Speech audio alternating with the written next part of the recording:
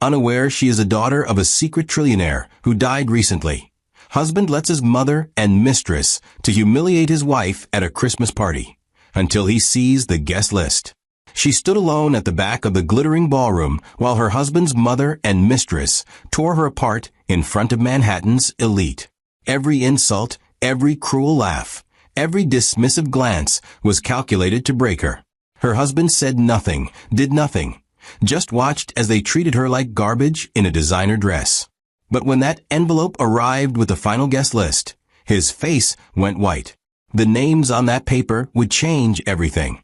Because the woman they'd been destroying all evening wasn't who anyone thought she was. And some people were about to learn that underestimating the wrong person doesn't just cost you respect, it costs you everything. Hello my beautiful family. Welcome back to my channel. We're now at 9K beautiful family, and my mom said we'll never hit 10K this new year. I told her she's wrong, that I have a beautiful family here who believes in these stories. So before we start, prove her wrong. Subscribe right now, turn on notifications, and comment where you're watching from. Let's hit 10K together and show her what this family is made of. Now, let's get back to how it all started. Clarissa Duval had always believed that kindness was currency enough, that patience would eventually pay dividends, that the world rewarded those who endured with grace. Her mother had raised her in a cramped apartment where the rent was always late, but the love was always abundant, where dinner might be modest, but dignity was never compromised.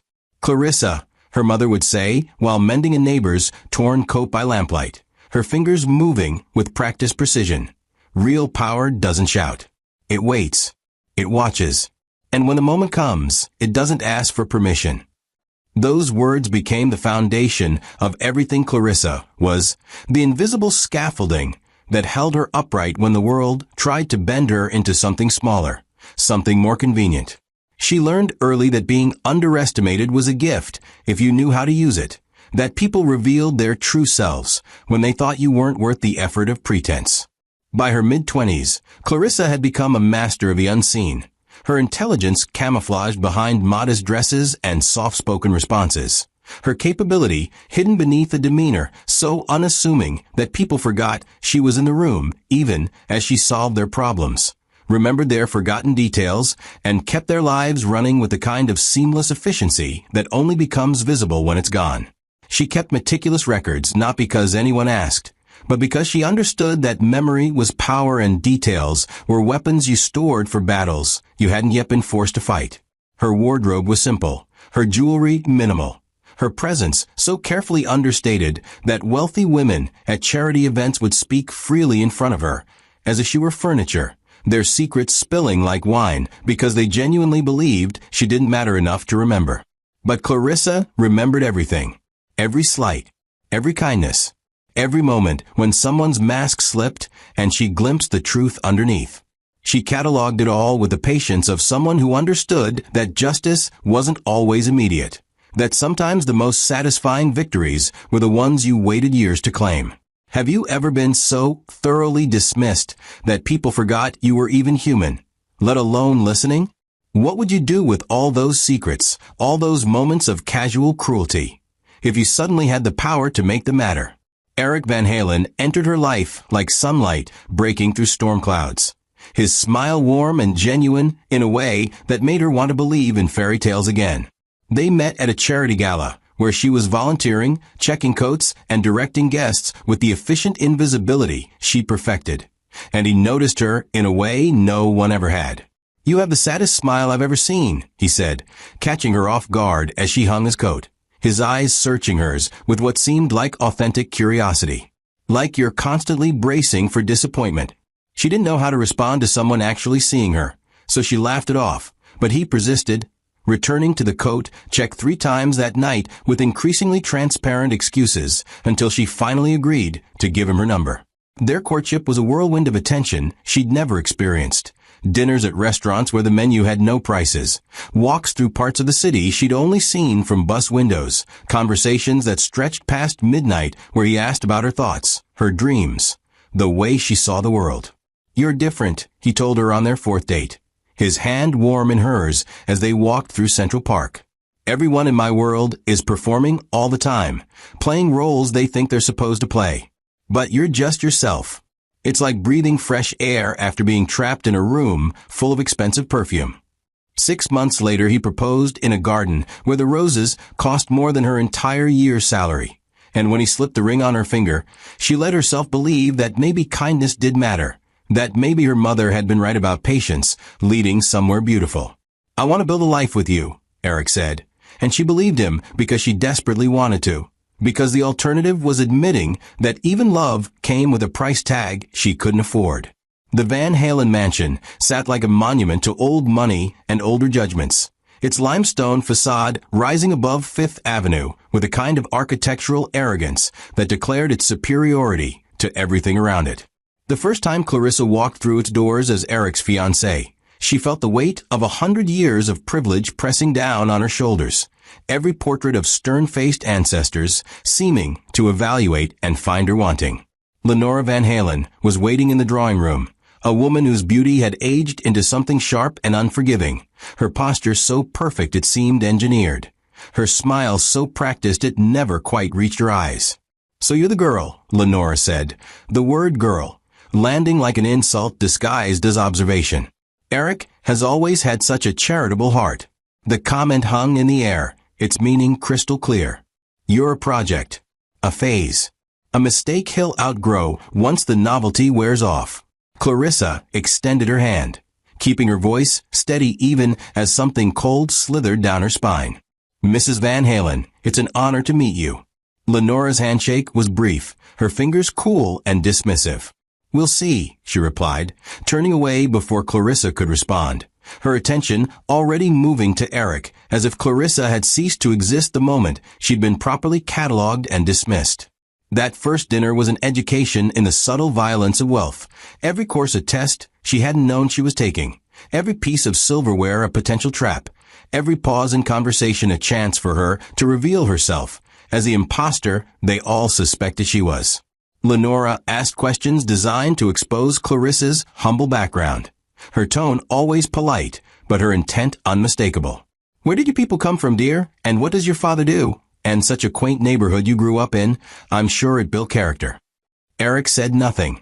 His silence a betrayal she felt in her bones, but couldn't yet name.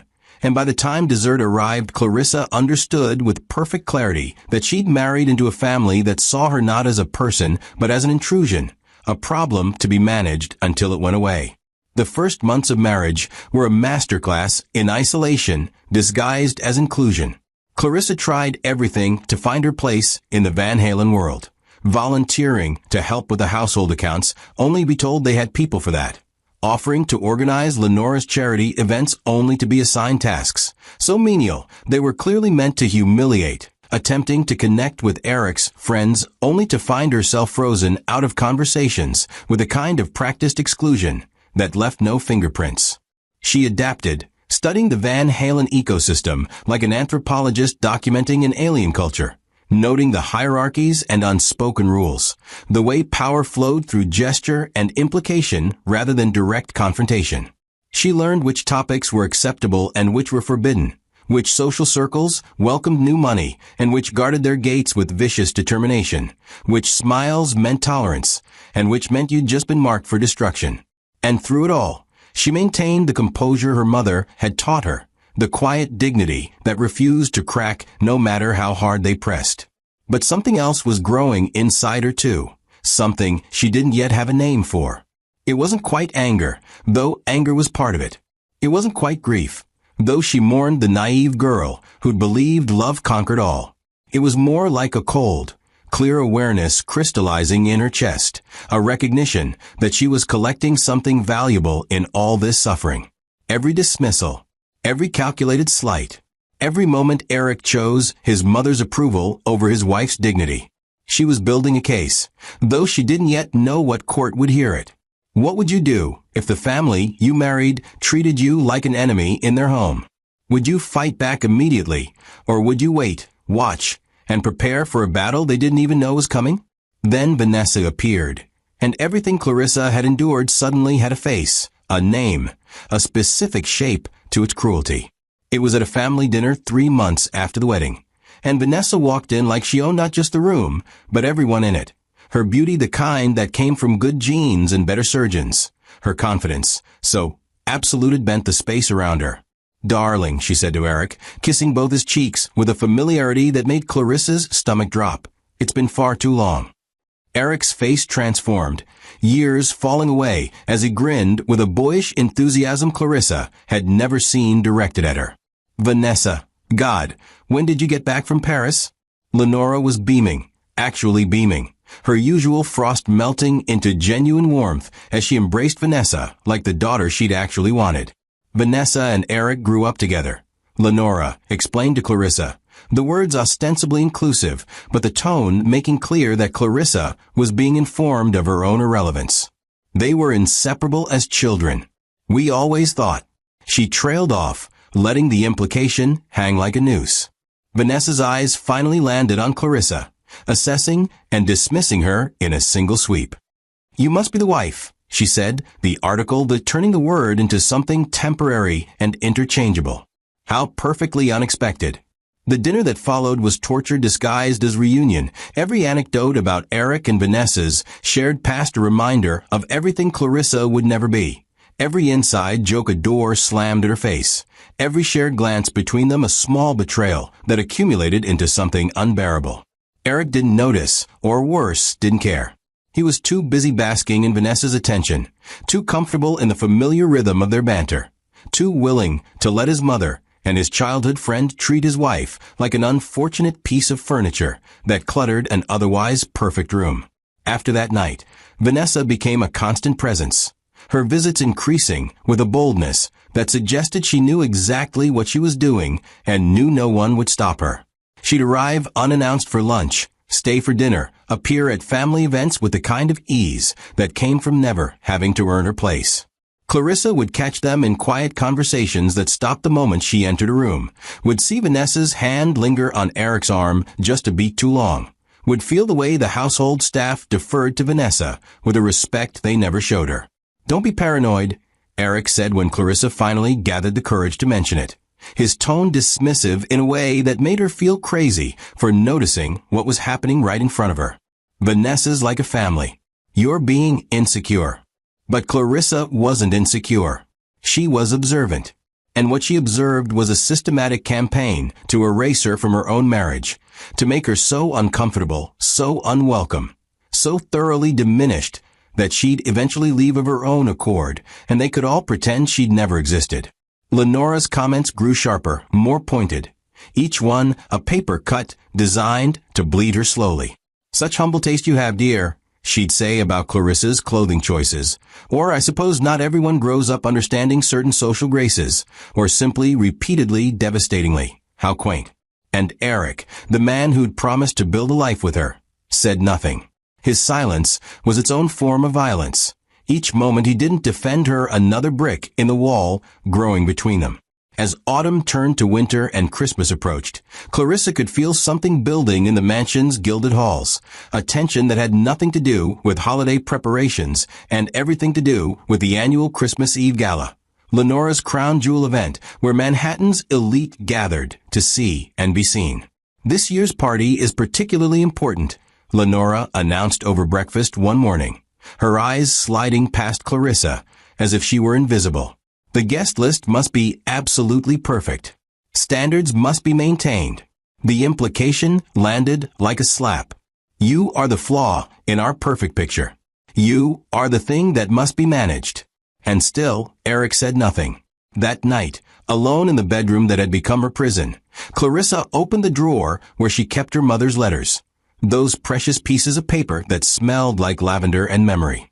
Beneath them lay a gold necklace, simple but elegant, with an inscription on the back she'd never fully understood, "For Clarissa, when the time comes."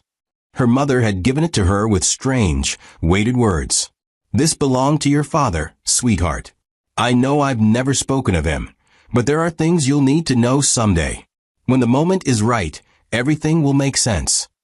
Clarissa had never pushed for details about the father she'd never known, accepting her mother's gentle evasions as simply the way things were, But lately there'd been letters arriving from law firms with names that sounded expensive and important. Official documents she'd been too overwhelmed by her daily humiliations to open. She held the necklace now, its weight somehow comforting in her palm, and felt something shift inside her. Some fundamental understanding that patience wasn't weakness and silence wasn't surrender. Her mother had taught her to endure. But she'd also taught her to watch, to wait, to recognize when the moment finally arrived. The Christmas gala was 3 days away, and Clarissa fastened the necklace around her neck, feeling its gold warm against her skin like a promise she didn't yet understand, but was finally ready to keep. The Van Halen mansion had never looked more beautiful or more dangerous than it did on Christmas Eve. Its limestone facade transformed into something between a cathedral and a fortress, every window glowing with warm light that promised elegance while concealing the cold calculations happening within. Snow fell in thick, perfect flakes, blanketing Fifth Avenue in white silence. And inside the Grand Hall, preparations for the annual gala had reached a fever pitch of controlled chaos. Crystal chandeliers threw prismatic light across polished marble floors, their reflections dancing like diamonds scattered across black ice. Massive arrangements of white roses and winter greenery lined the entrance, their perfume so heavy it felt like breathing in money itself. The catering staff moved with military precision, their uniforms crisp and movements choreographed, arranging champagne flutes in perfect geometric patterns, adjusting silver platters with microscopic attention to detail. This wasn't just a party. It was a performance of power, a yearly ritual where Manhattan's elite gathered not to celebrate Christmas, but to reinforce the social hierarchies that governed their world, to see who'd risen and who'd fallen, who deserved their place at the table, and who'd be quietly erased from next year's guest list. Lenora Van Halen stood at the center of it all like a general surveying her troops.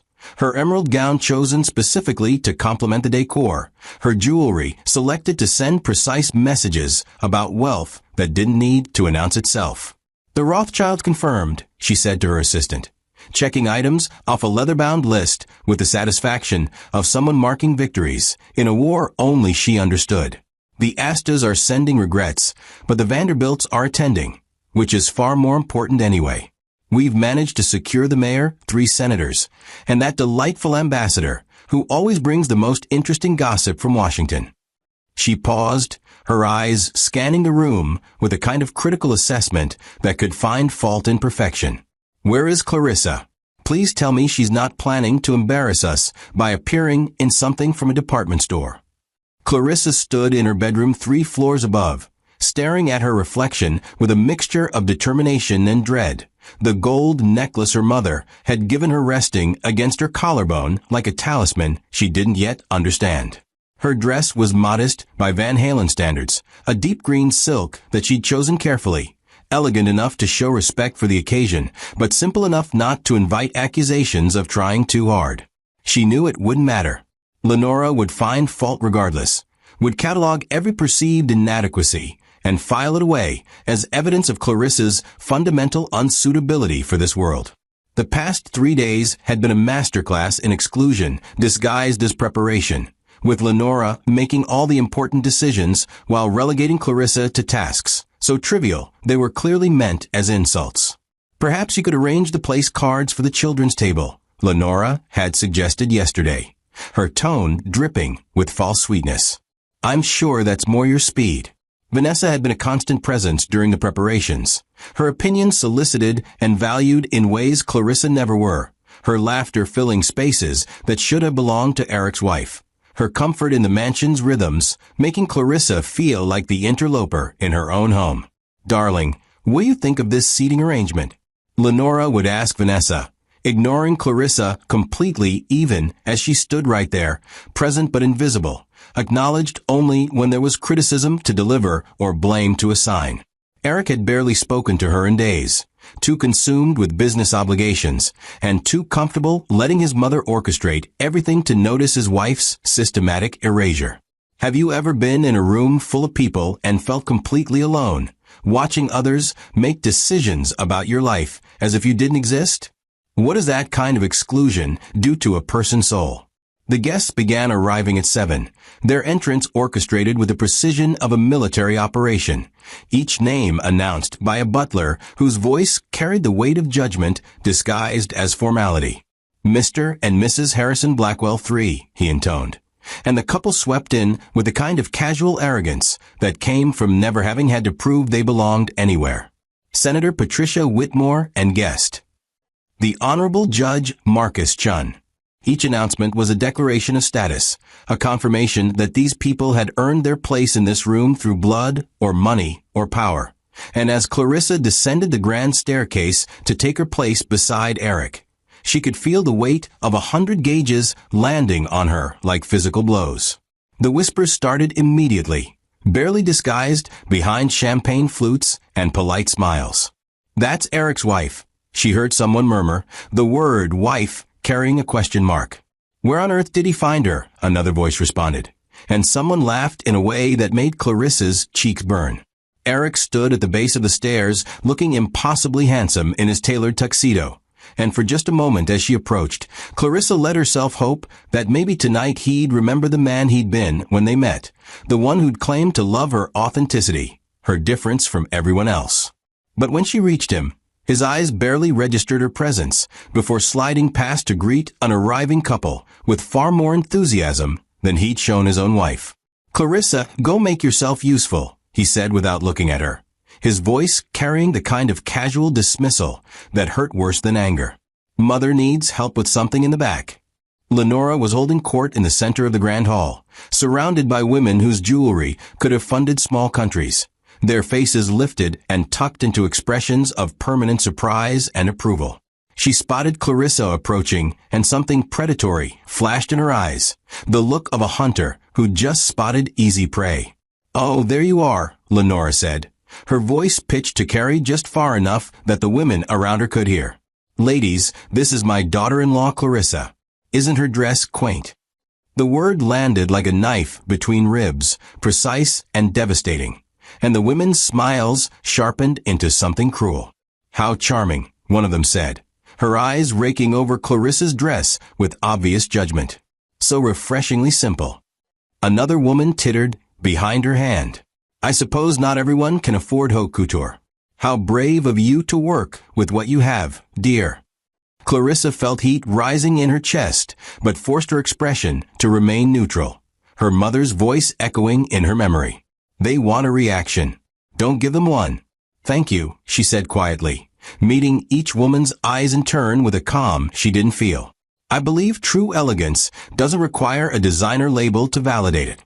The silence that followed was sharp enough to cut glass, and Lenora's smile turned glacial. "How philosophical," she said, the words dripping with condescension. "Though I've always found that people who claim not to care about appearances are usually just making excuses for not being able to afford better. Don't you agree, ladies?" The women laughed on cue, their amusement choreographed and cruel, and Clarissa felt something inside her begin to crack, not from weakness, but from the pressure of holding everything together while the world pressed down from all sides. Then Vanessa appeared, gliding through the crowd like she owned not just the room, but everyone in it. Her red dress, so perfectly chosen, it seemed designed specifically to make Clarissa's green one look dowdy by comparison.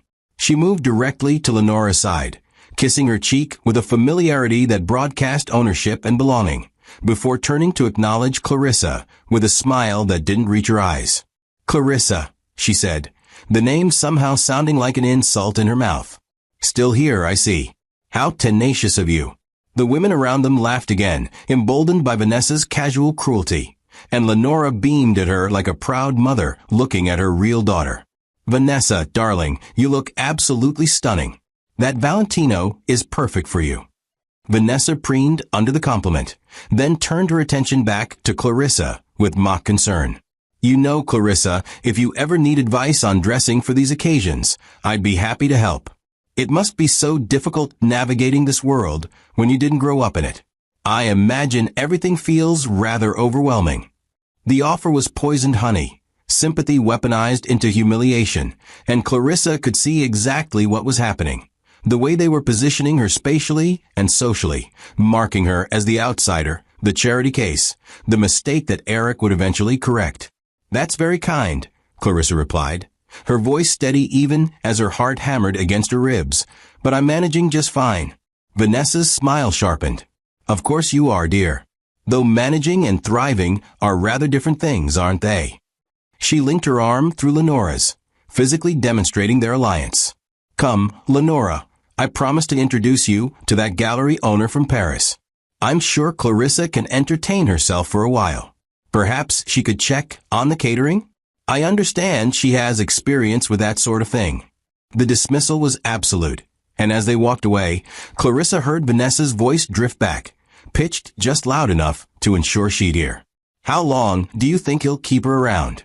Surely Eric will come to his senses eventually." The humiliation continued throughout the evening with surgical precision, each cut calculated to hurt without leaving visible scars. Clarissa found herself repeatedly directed toward the back of rooms, spatially marginalized in ways that announced her lesser status to everyone present. When dinner was served, she discovered she'd been seated at a table near the kitchen entrance, far from Eric, who sat at the head table beside Vanessa, their heads bent together in conversation that excluded everyone else. The guests at Clarissa's table were polite but distant, their questions about her background clearly designed to expose her humble origins. "So where did you attend university?" an elderly woman asked, her tone suggesting she already knew the answer wouldn't satisfy. "I didn't," Clarissa admitted, seeing no point in lying. "I worked after high school to help support my mother." The woman's expression shifted from curiosity to pity touched with contempt. "How unfortunate. Education is so important in our circles. I can't imagine trying to navigate society without that foundation." Another guest, a man whose watch probably cost more than Clarissa's entire wardrobe, leaned in with false interest. "And what does your family do? Are they in business?" The question was a trap, and they both knew it. "My mother was a seamstress," Clarissa said, lifting her chin slightly. "She taught me that honest work has dignity regardless of pay."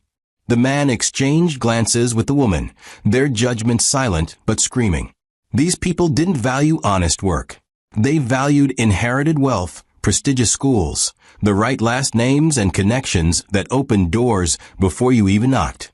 Clarissa's worth in their eyes was measured by things she didn't have and could never acquire, and they wanted her to know it, to feel it, to understand exactly how far beneath them she stood. What would you do if you were invited to a celebration only to be treated like an unwelcome servant? Would you leave immediately? Or would you endure the humiliation because somewhere deep down you knew your time was coming? As the evening progressed, Clarissa noticed children being repositioned throughout the room, their presence used as another tool of social judgment. Wealthy mothers showed off their perfectly dressed offspring like accessories, while Clarissa, who had no children, became the subject of whispered speculation. "I heard they've been married almost a year," she overheard one woman say. "No children yet. Perhaps there are fertility issues. Or perhaps Eric is having second thoughts."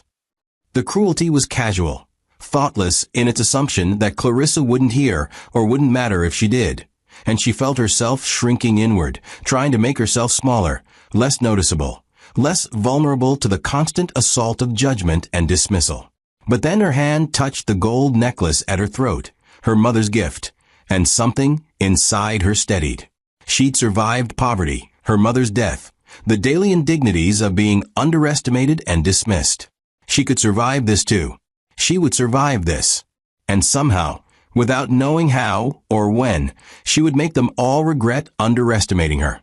Eric appeared briefly at her side, drink in hand, his face flushed with alcohol and the pleasure of being surrounded by his own kind. "Are you having fun?" he asked. The question so absurd given everything happening around them that Clarissa almost laughed. "It's quite an evening," she replied carefully, and he nodded without really hearing her, his attention already drifting back toward the main hall, where Vanessa's laugh rang out like a bell demanding his return. Good," he mumbled, then leaned closer, his breath heavy with whiskey. "Try to blend in, okay? Mother worked hard on this party, and I don't want any drama." The accusation was implicit. If there was drama, it would be Clarissa's fault for existing, for failing to disappear completely, for having the audacity to be present in spaces where she clearly didn't belong. He walked away without waiting for a response, and Clarissa stood there in her modest green dress, surrounded by hostile elegance and casual cruelty, feeling the weight of everyone's judgment pressing down like snow accumulating on a roof that might collapse at any moment. The first hour of the gala had been brutal, but what came next transformed casual cruelty into orchestrated destruction, each moment carefully designed to break Clarissa's composure in front of Manhattan's most influential witnesses.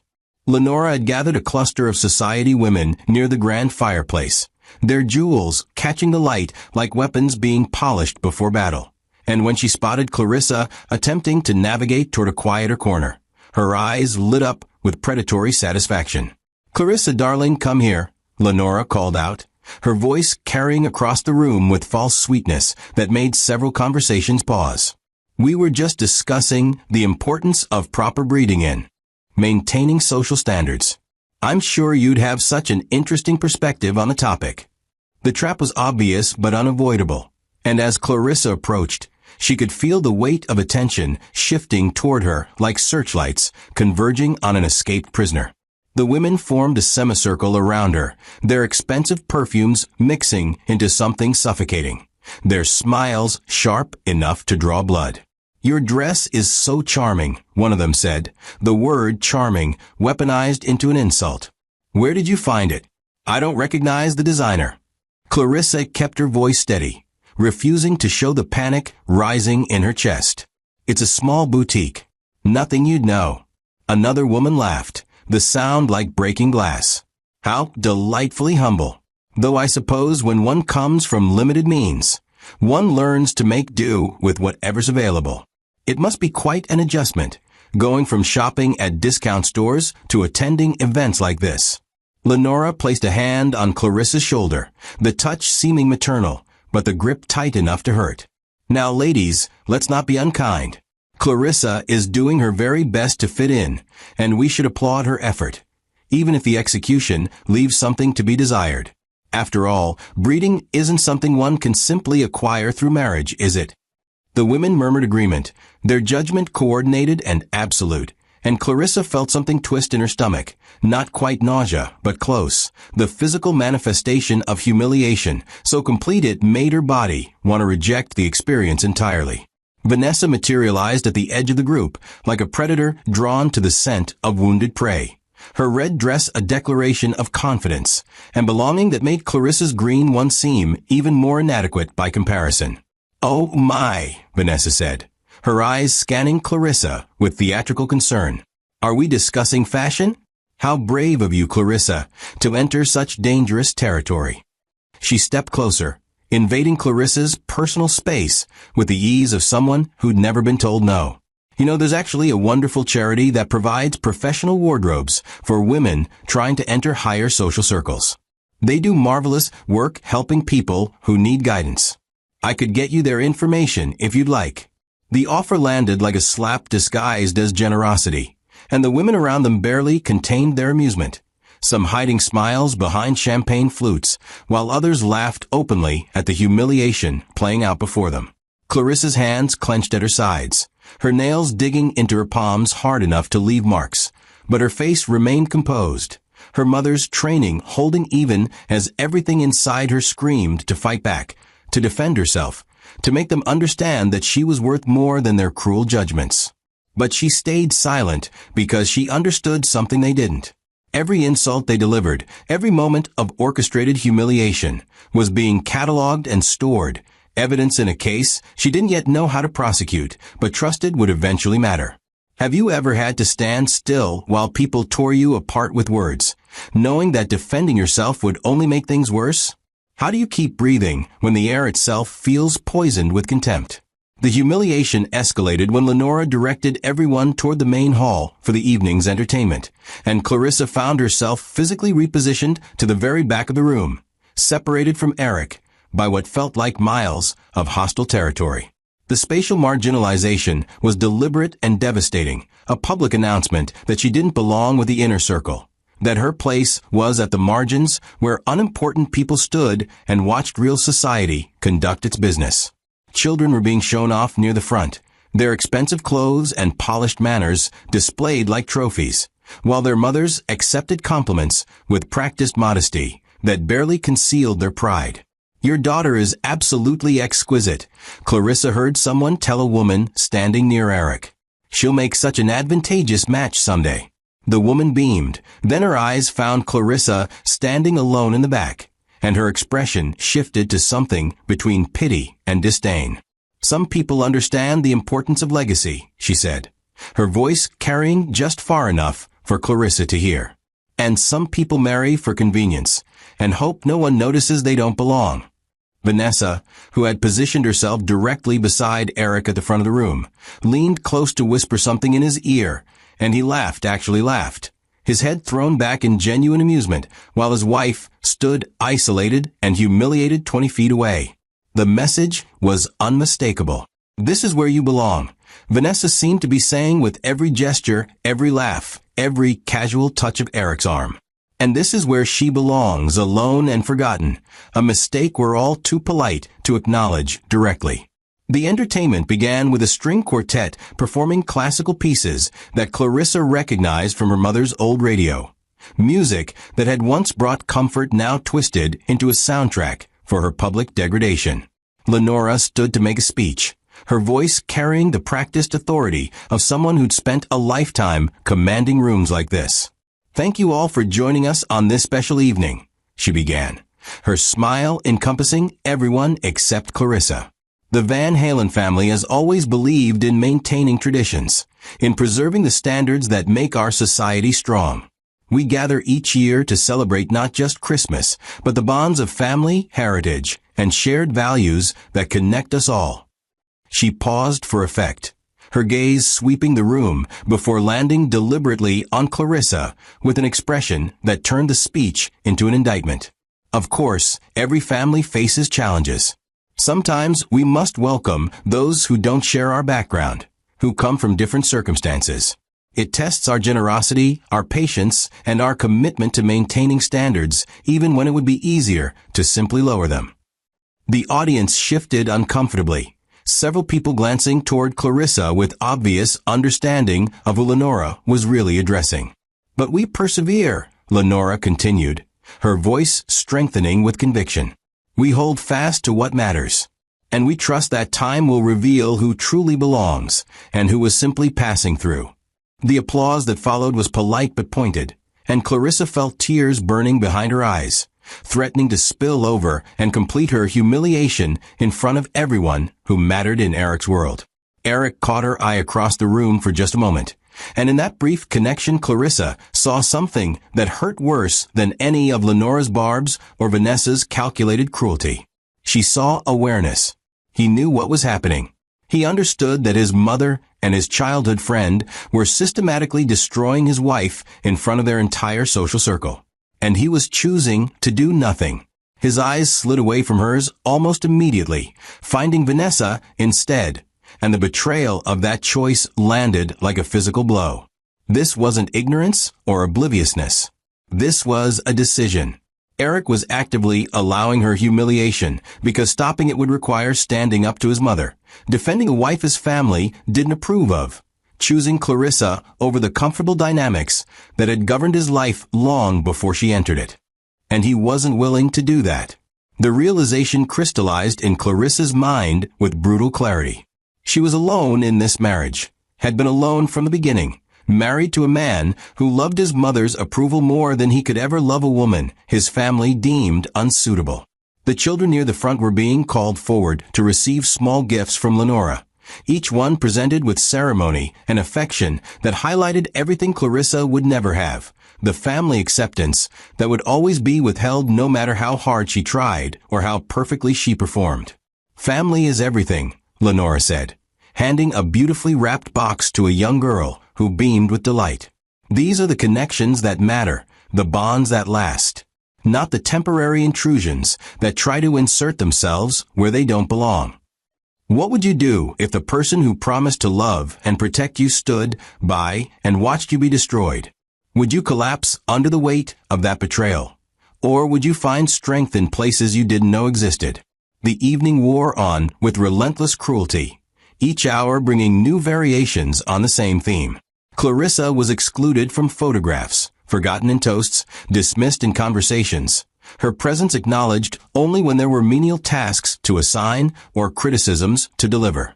A guest spilled wine near her, and Vanessa appeared instantly with a napkin and theatrical concern.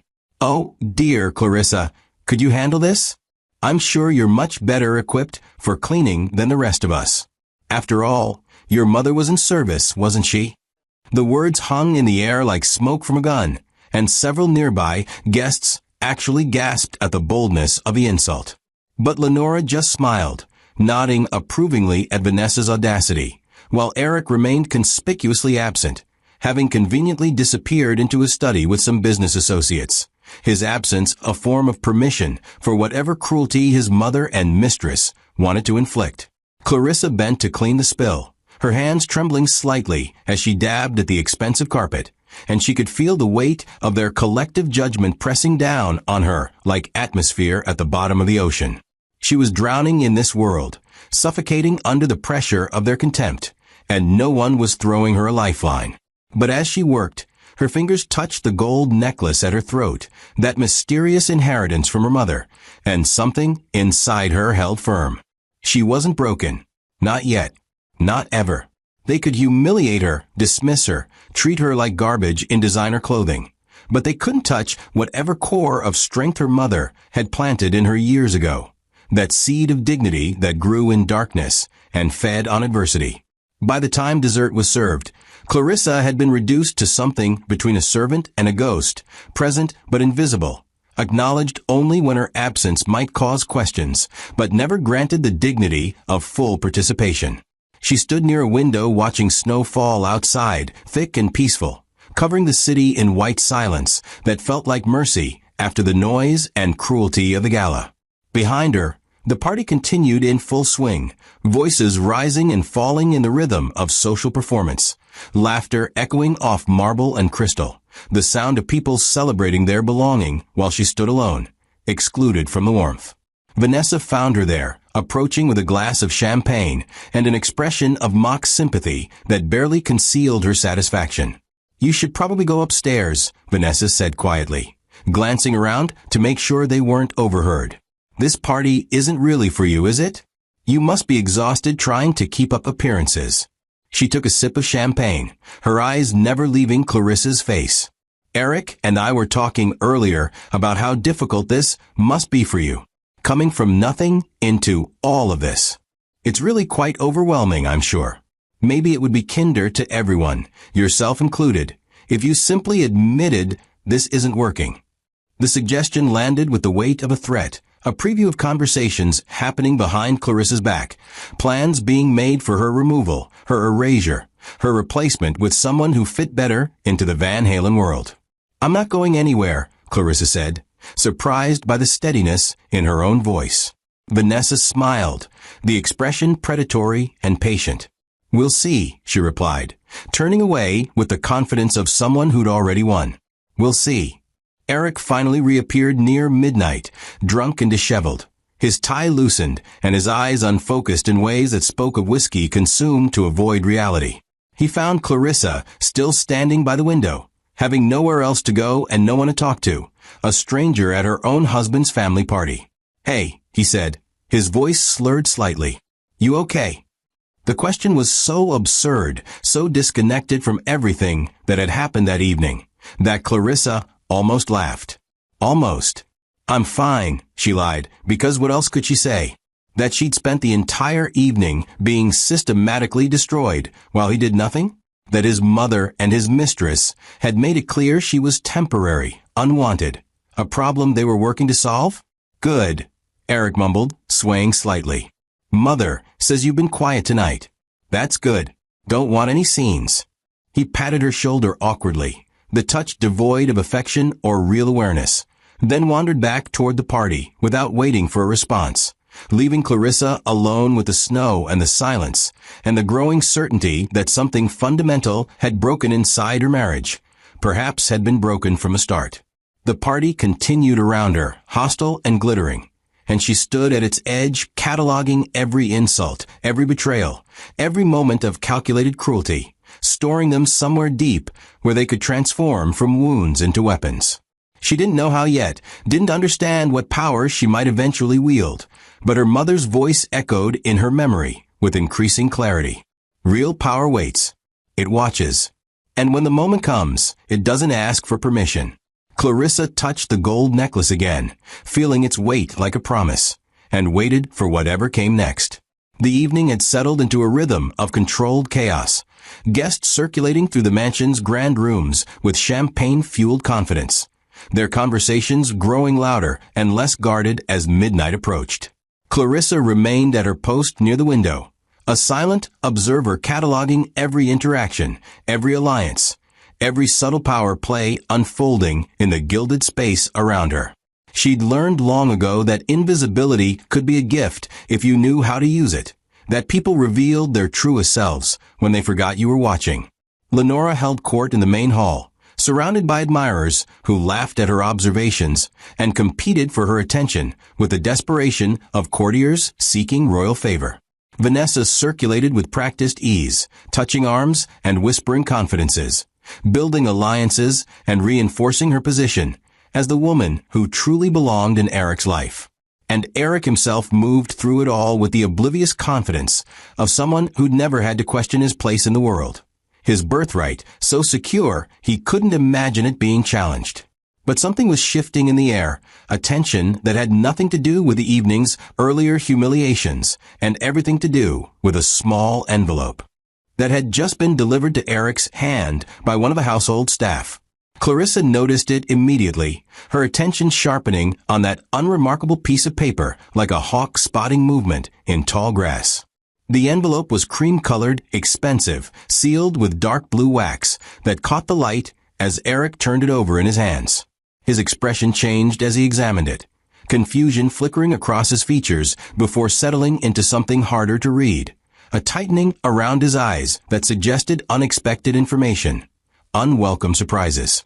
He broke the seal with his thumb and extracted a single sheet of paper, his eyes scanning the contents with increasing intensity, and Clarissa watched his posture shift almost imperceptibly, his shoulders pulling back, his jaw clenching in a way she'd learned to recognize as stress he was trying to hide. Eric's gaze lifted from the paper and swept the room with new assessment, landing on faces he'd known his entire life, as if seeing them differently now, recalculating social equations that had seemed fixed and permanent just moments before. Then his eyes found Clarissa standing alone by the window, and for the first time that evening really found her not glancing past, but actually seeing her with an intensity that made her pulse quicken. Something was wrong. Or rather, something had changed in ways she didn't yet understand, but could feel like barometric pressure dropping before a storm.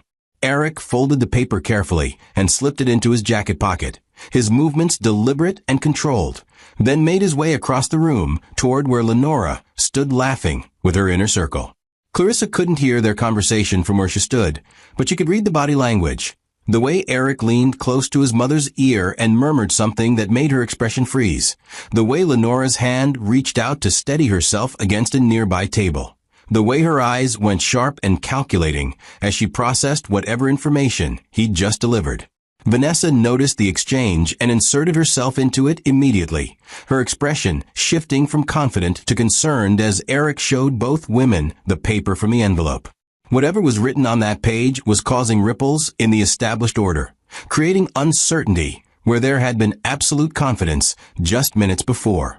What information could possibly shake people who seemed so secure in their power? What truth could make the architects of humiliation suddenly look vulnerable? The conversation between Eric, Lenora, and Vanessa grew more intense, their voices rising just enough that fragments reached Clarissa across the crowded room. "Are you certain?" she heard Lenora demand, her usual composure cracking slightly. "There must be some mistake." Eric's response was too quiet to hear, but his gesture toward the paper in his hand was emphatic, insistent. Vanessa placed a hand on his arm, leaning close with an intimacy that would have stung earlier, but now seemed desperate rather than possessive, as if she were trying to maintain control of a situation that was slipping away. "It doesn't change anything," Vanessa said. her voice carrying just far enough for Clarissa to catch the edge of panic in it. "Does it?" But Eric's expression suggested it might change everything, and he pulled away from both women, running a hand through his hair in frustration before turning to scan the room again, his eyes seeking and finding Clarissa with an expression that mingled confusion, disbelief, and something that might have been fear. The audience watching this unfold would feel the tension building, understanding that whatever was written on that paper concerned Clarissa directly, that the woman they'd watched being systematically destroyed all evening somehow held power these people hadn't known about, hadn't prepared for, couldn't control.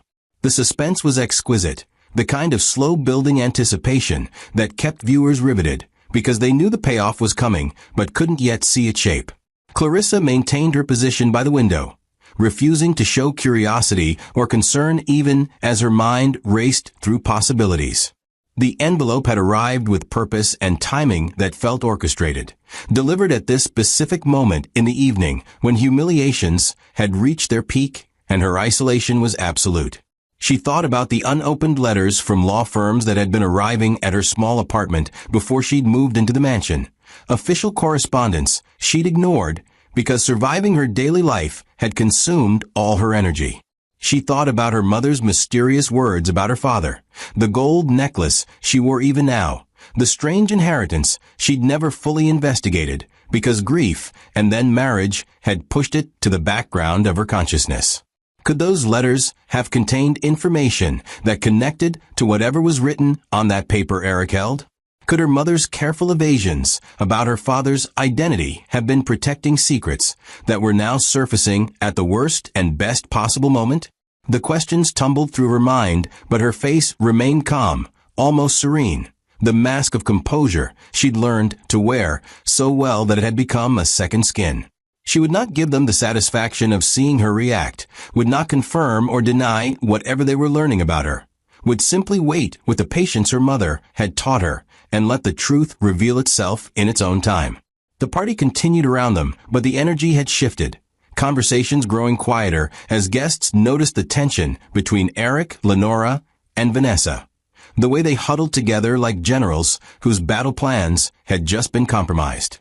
Some of the society matrons who'd participated in Clarissa's humiliation were now glancing between her and the troubled trio with new calculation in their eyes, the predatory instinct that made them experts at reading power shifts before they became obvious to everyone else. "Something's happening," Clarissa heard one woman whisper to another. "Did you see Eric's face when he read that paper? And the way Lenora went pale." Her companion leaned closer, voice dropping to conspiratorial levels. "I heard it was the final guest list for this evening. Apparently, there are names on it that no one was expecting." The first woman's eyes widened. "Names that matter? Names that change everything," came the cryptic response, and both women turned to study Clarissa with expressions that had shifted from contempt to uncertainty, as if they were reconsidering earlier judgments and wondering if they'd backed the wrong horse in a race that wasn't over yet. Have you ever watched people who dismissed you suddenly realize they might have made a terrible mistake? That moment when their certainty cracks, and you can see them scrambling to reassess everything they thought they knew?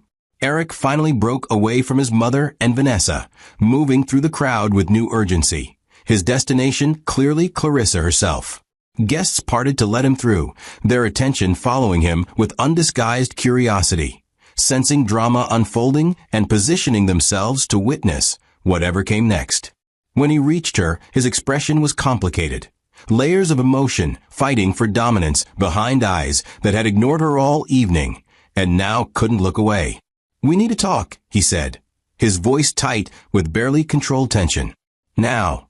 Clarissa met his gaze with calm she didn't entirely feel, her hand moving unconsciously to touch the gold necklace at her throat.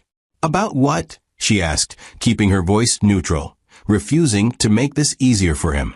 Eric glanced around at the audience they'd accumulated, faces watching them with predatory interest, then lowered his voice. "Not here. Upstairs. There are things I need to ask you, things I should have asked a long time ago." He reached for her arm, but stopped himself. The gesture aborted mid-movement, as if he suddenly wasn't sure he had the right to touch her anymore. Please, he added, and the word sounded foreign in his mouth, like a language he'd never learned to speak properly. Clarissa considered refusing, forcing him to have this conversation in front of everyone who'd witnessed her humiliation. But some instinct told her the revelation would be more powerful if it unfolded with proper timing, if the anticipation built until the truth landed with maximum impact.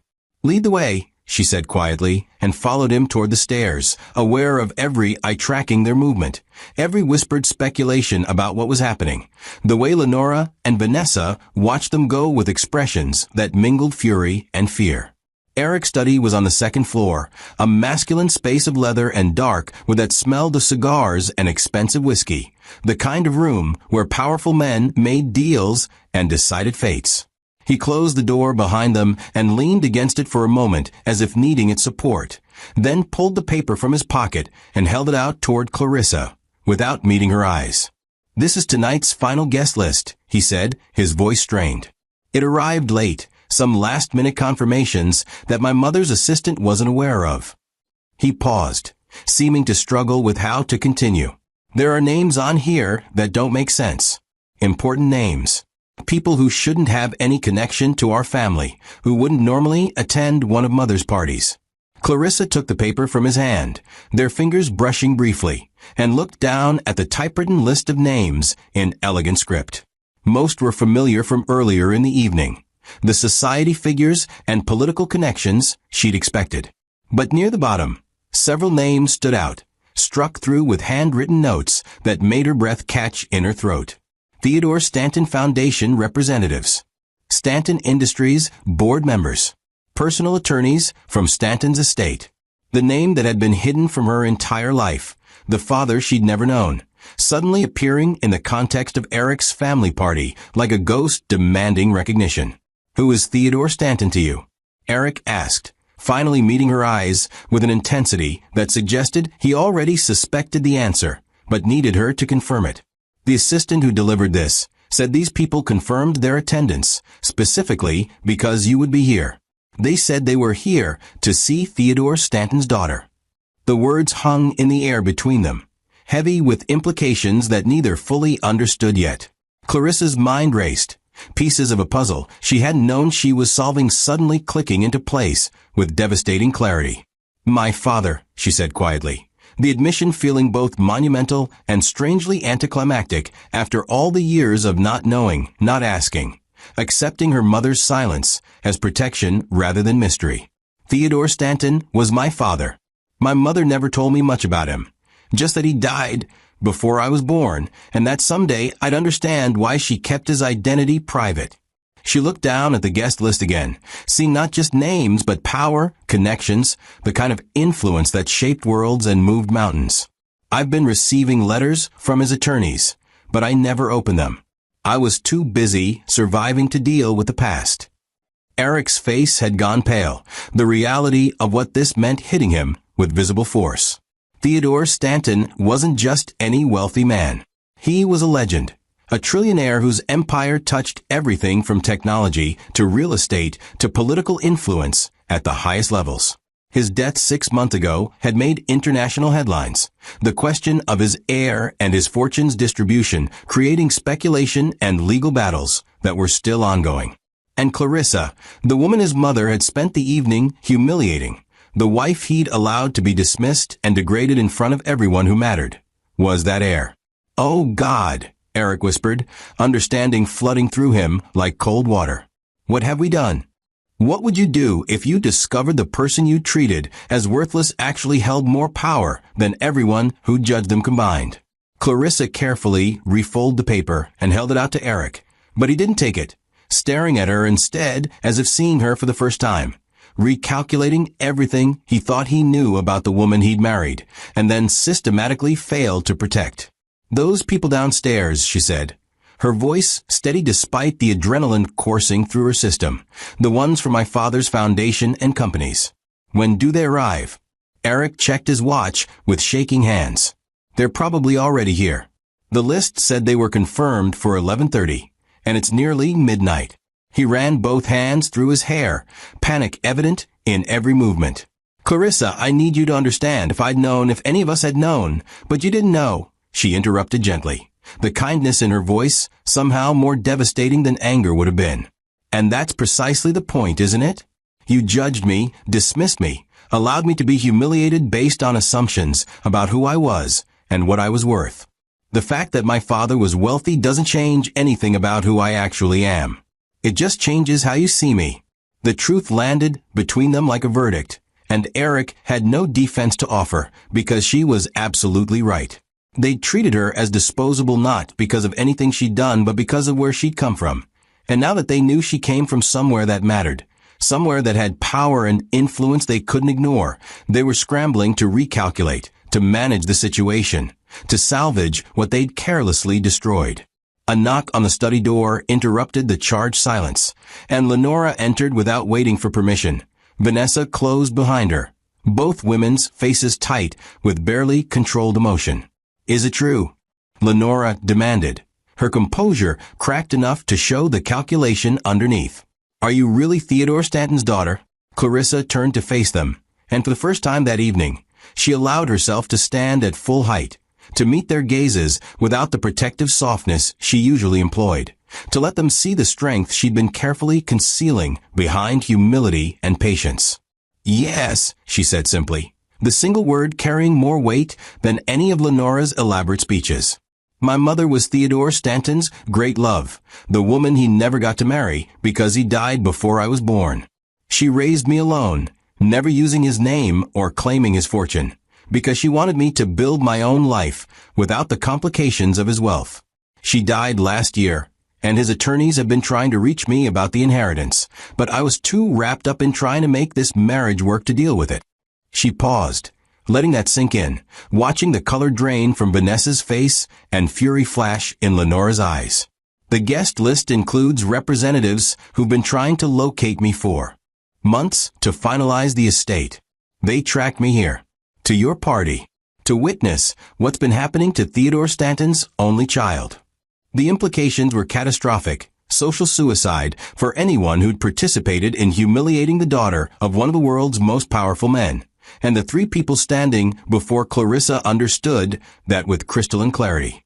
The balance of power had shifted so dramatically that the room itself seemed to tilt, and for the first time in her marriage, Clarissa stood at the center, while everyone else scrambled at the edges, trying to figure out how to salvage a situation that had already spiraled beyond their control. The silence in Eric's study stretched like wire pulled to breaking point. For people suspended in the moment before everything they knew about their world shattered and reformed into something unrecognizable.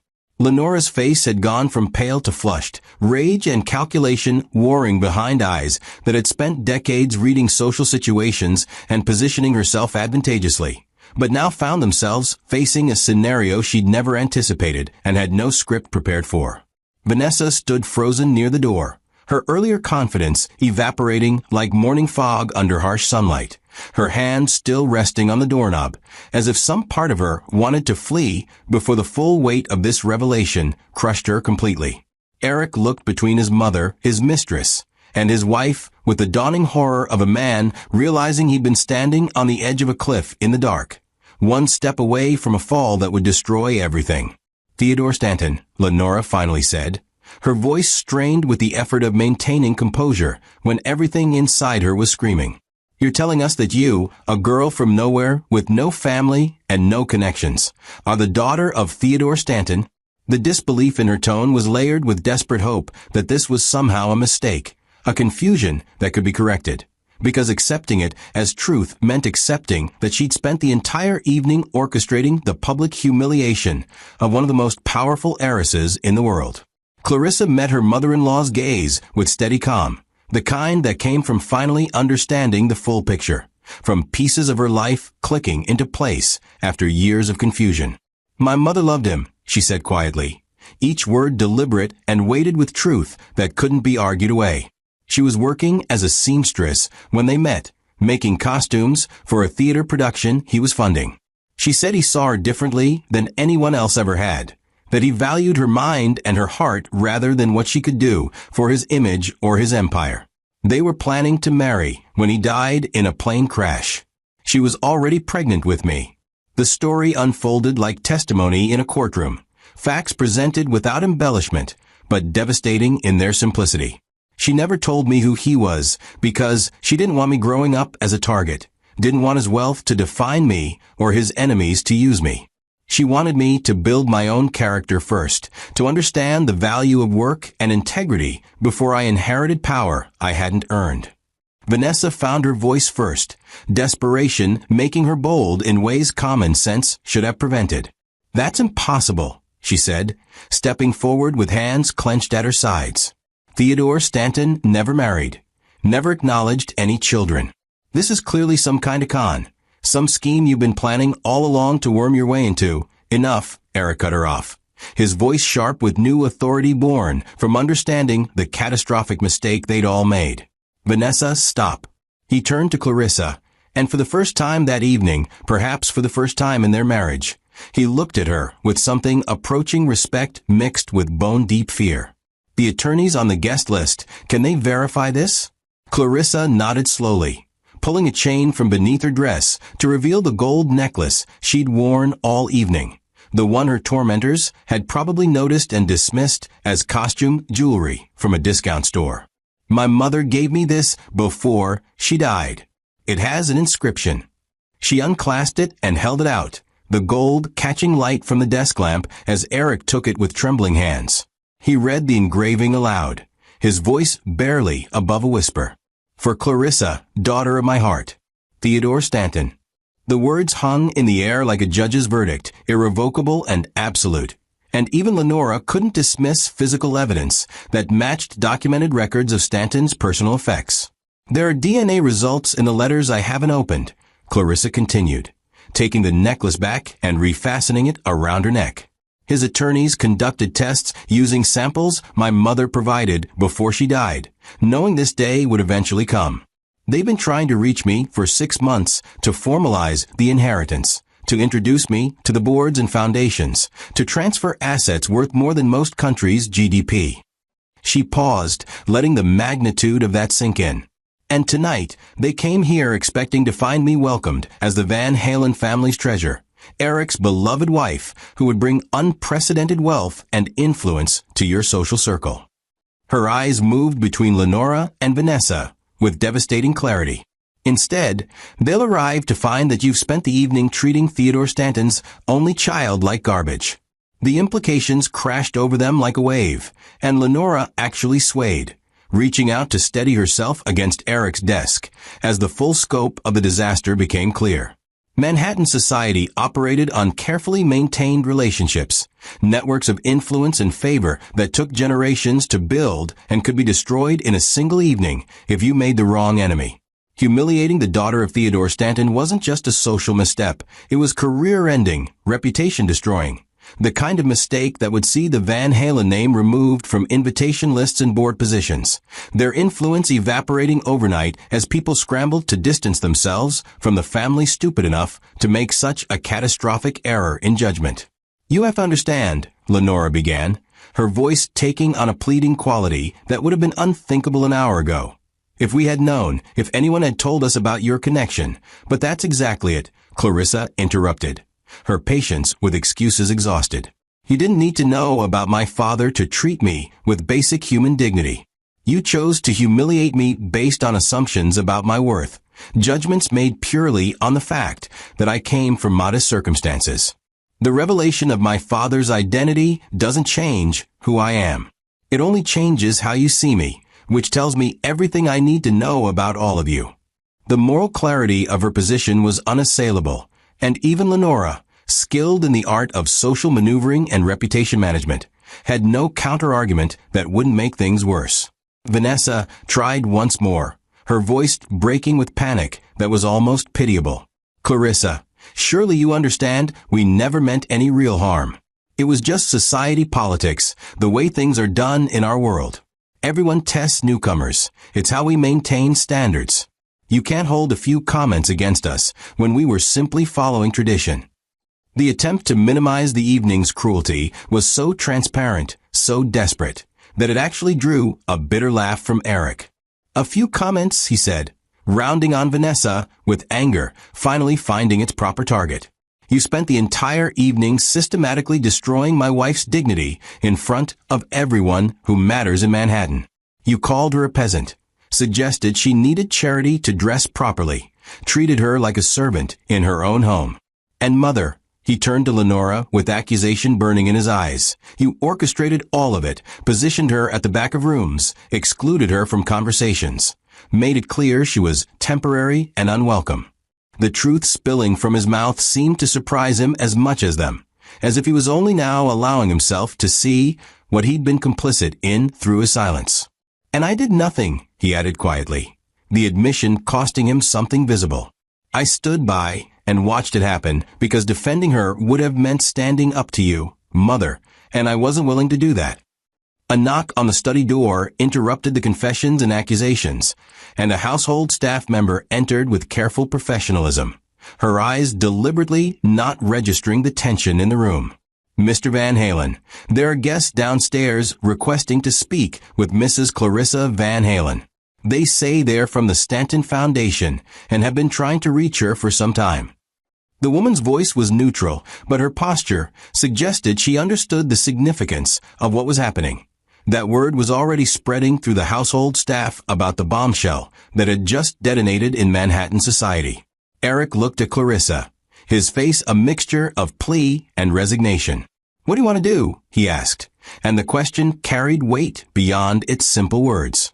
He was asking if she would publicly destroy them, if she would allow the Stanton representatives to witness the aftermath of her humiliation and carry that story into every boardroom and society dinner in New York, or if she would show mercy they absolutely didn't deserve. Clarissa stood perfectly still for a moment, feeling the weight of decision, the power she'd never known she possessed, now fully hers to wield however she chose. Every insult from that evening played through her memory like cards being laid on a table. Every dismissal, every calculated cruelty, every moment Eric had chosen silence over defense. The question wasn't just about revenge or justice. It was about who she wanted to be when she finally claimed her rightful place in the world. Would she become like them, using power to crush and humiliate, or would she forge a different path, one that honored her mother's teachings about dignity and strength? Have you ever held someone's entire future in your hands and had to decide whether to destroy them or show them mercy they never showed you? What would it take for you to choose kindness after enduring such deliberate cruelty? "Send them up," Clarissa said finally, her voice steady and clear, "and ask them to bring the documents they've been trying to deliver. It's time I understood exactly what my father left me." The staff member nodded and disappeared, and in the silence that followed, Clarissa watched three people who'd spent the evening treating her like nothing realize they were about to face the consequences of their choices in the most public and permanent way possible. Lenora's composure had finally cracked completely, her face showing raw fear beneath the carefully maintained facade. "Clarissa, please," she said, the words sounding foreign and wrong coming from a woman who never begged. "Whatever you're planning, whatever you're thinking of doing, remember that Eric is your husband. Destroying his family destroys your marriage." The threat was subtle but clear, an attempt to bind Clarissa's choices to her commitment, to use love as leverage against justice. But Clarissa just smiled sadly, the expression more devastating than anger would have been. "My marriage was destroyed the moment Eric chose your approval over my dignity," she replied gently. "Everything that happens now is just making that truth visible." Vanessa backed toward the door, self-preservation finally overriding her desire to maintain position. But Eric moved to block her exit. "No," he said firmly. "You wanted to be part of this family, to have a place at our table? Then you stay and face what we've done together. No more running, no more hiding behind social games and plausible deniability." For once, Vanessa had no response, no clever comment or calculated touch to redirect the moment, and she sank into a chair near the window, looking smaller than Clarissa had ever seen her. Footsteps approached in the hallway, measured and professional, and then the door opened to admit three people who carried themselves with the quiet authority of those who managed empires and shaped policy.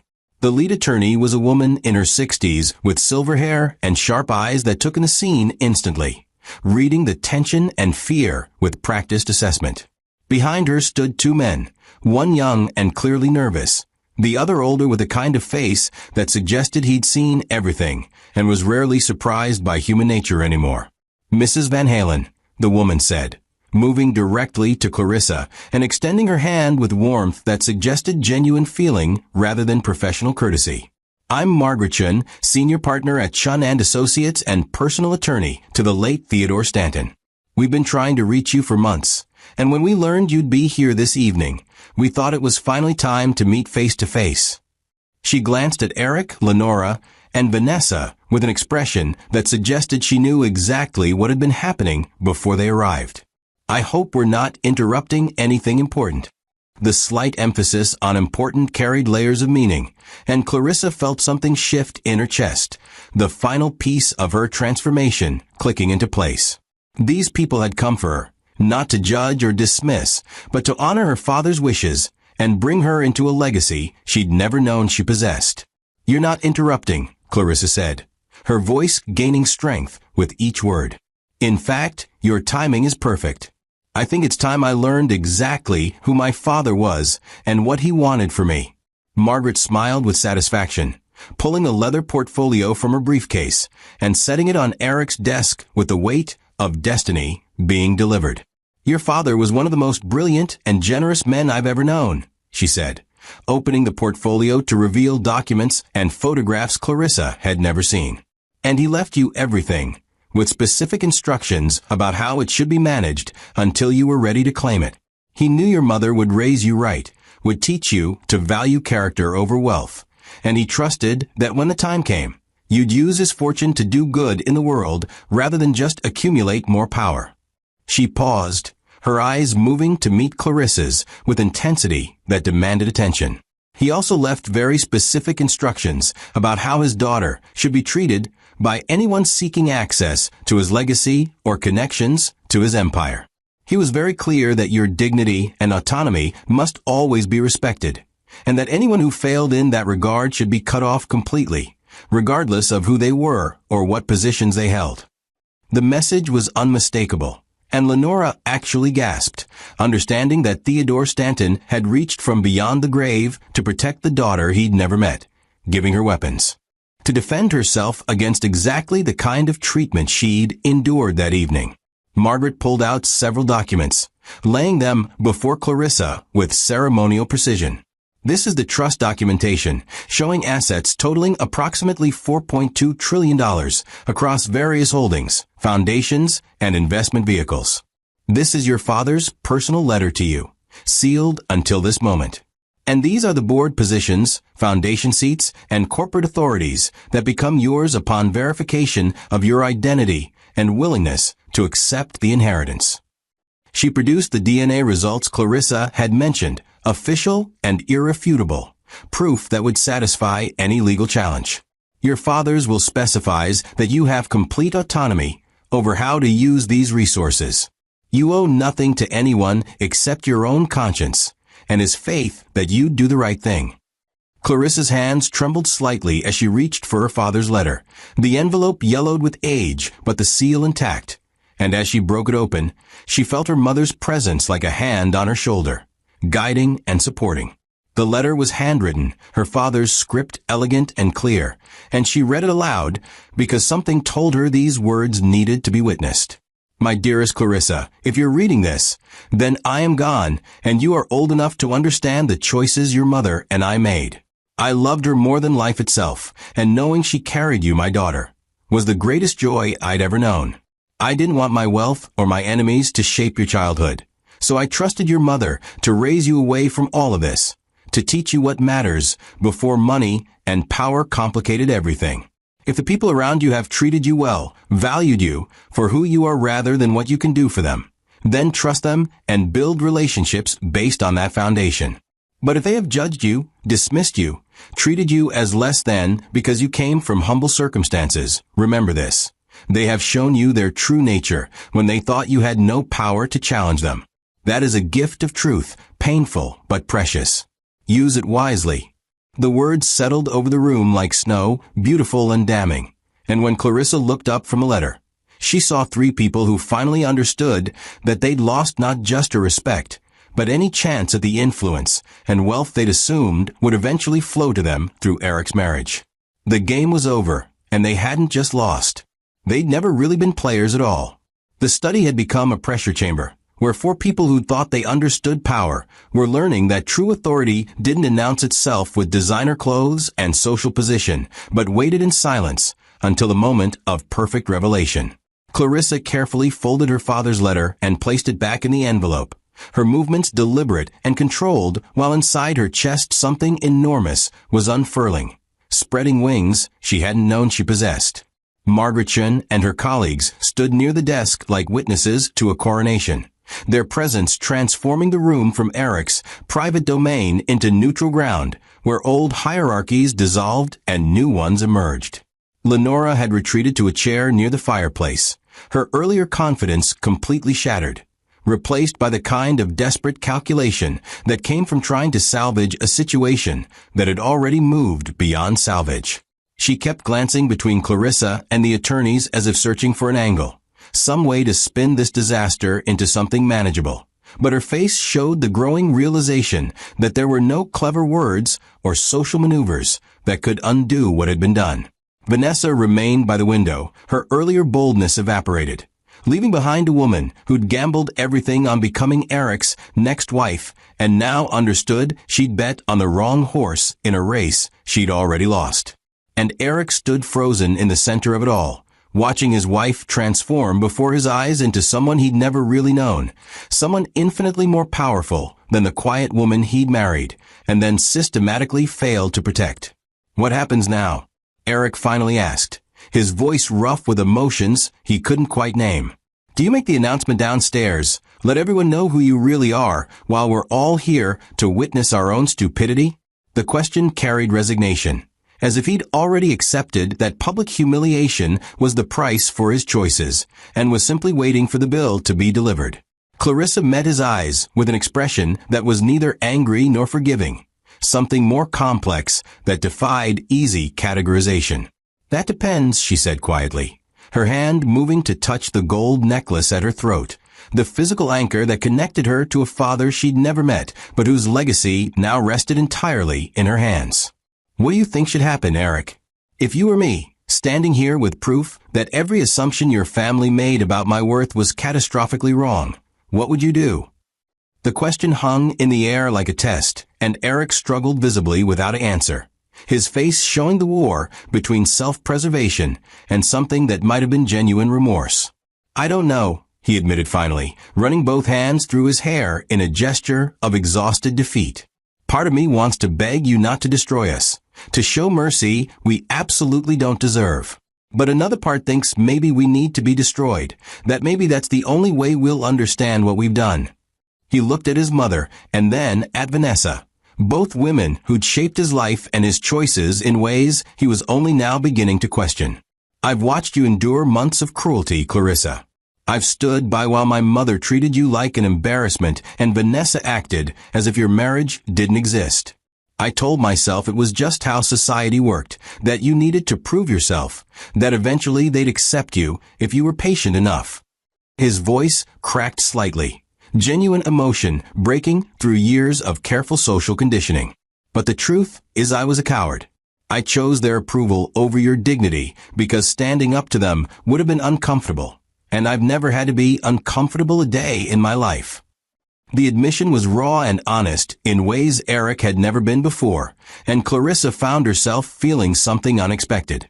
Not forgiveness exactly, but perhaps understanding, recognition that he too had been shaped by forces he'd never questioned until this moment forced him to see them clearly. Margaretchen cleared her throat gently, drawing attention back to the practical matters at hand. "Mrs. Van Halen, there are people downstairs waiting to meet you. Representatives from your father's various enterprises, board members who've been eager to welcome Theodore Stanton's daughter into leadership positions that have stood empty since his death. They don't know what's happened here tonight, though I suspect they'll figure out quickly once they see the atmosphere." She paused, her sharp eyes assessing Clarissa with approval. "How you choose to handle this situation will set the tone for your entire relationship with your father's legacy." These people need to know what kind of leader you'll be, whether you'll use power to punish and control, or whether you'll find a different path. The words were a challenge and an invitation, asking Clarissa to define herself at the exact moment when she had the most reason to choose vengeance over mercy. Clarissa moved to the window, looking out over the snow-covered streets of Manhattan, the city glittering in the darkness like a jewel box full of secrets and possibilities. Down below, luxury cars continued to arrive, drivers in uniform opening doors for guests who had no idea that the evening's social calculations were about to be completely overturned. She thought about her mother, that gentle woman who'd worked her fingers raw to provide a life of dignity, if not luxury, who'd taught patience and integrity even when the world rewarded neither. What would her mother want her to do with this power? How would Theodore Stanton, the father she'd never known, but whose values were spelled out in that letter, expect his daughter to wield the authority he'd left her? The answer came not as words, but as certainty settling in her bones, a clarity about who she was regardless of wealth or position. "I'm going downstairs," she said, turning back to face the room with new resolve. "I'm going to meet my father's people and begin understanding the responsibilities I've inherited. But before I do that, I need all of you to understand something." Her gaze moved between Eric, Lenora, and Vanessa with a weight of judgment that couldn't be argued away. "What happened here tonight doesn't disappear just because my circumstances changed. You revealed your true characters when you thought I had no power to challenge you, and that revelation matters more than any apology you might offer now." She saw Lenora start to protest and held up a hand to stop her. "I'm not interested in excuses or justifications. I'm interested in truth. You treated me as disposable because you thought I came from nothing, and that tells me everything I need to know about how you value human beings. My father's letter warned me about people exactly like you, and he was right to prepare me for this moment. How would you respond to people who showed you their worst selves and only regretted it when they discovered you had power? Would you trust their sudden change of heart, or would you remember exactly who they were when they thought you couldn't fight back?" Lenora rose from her chair with visible effort, her composure reassembling itself like armor being strapped back on after a devastating blow. "Clarissa, I won't pretend tonight didn't happen or that we don't deserve your anger. But I am asking you to consider the position you're putting this family in. Eric is your husband. Whatever happens between us affects him directly, affects any future you might build together." The appeal to marriage and loyalty was calculated, an attempt to bind Clarissa's choices to commitments made before she understood the full picture. Destroying the Van Halen reputation destroys your own position in society. People will talk, speculate about why Theodore Stanton's daughter married into a family she then systematically dismantled. Is that really how you want to begin your public life? The threat was subtle but clear, suggesting that mercy wasn't just moral but strategic, that vengeance would cost Clarissa as much as it cost them.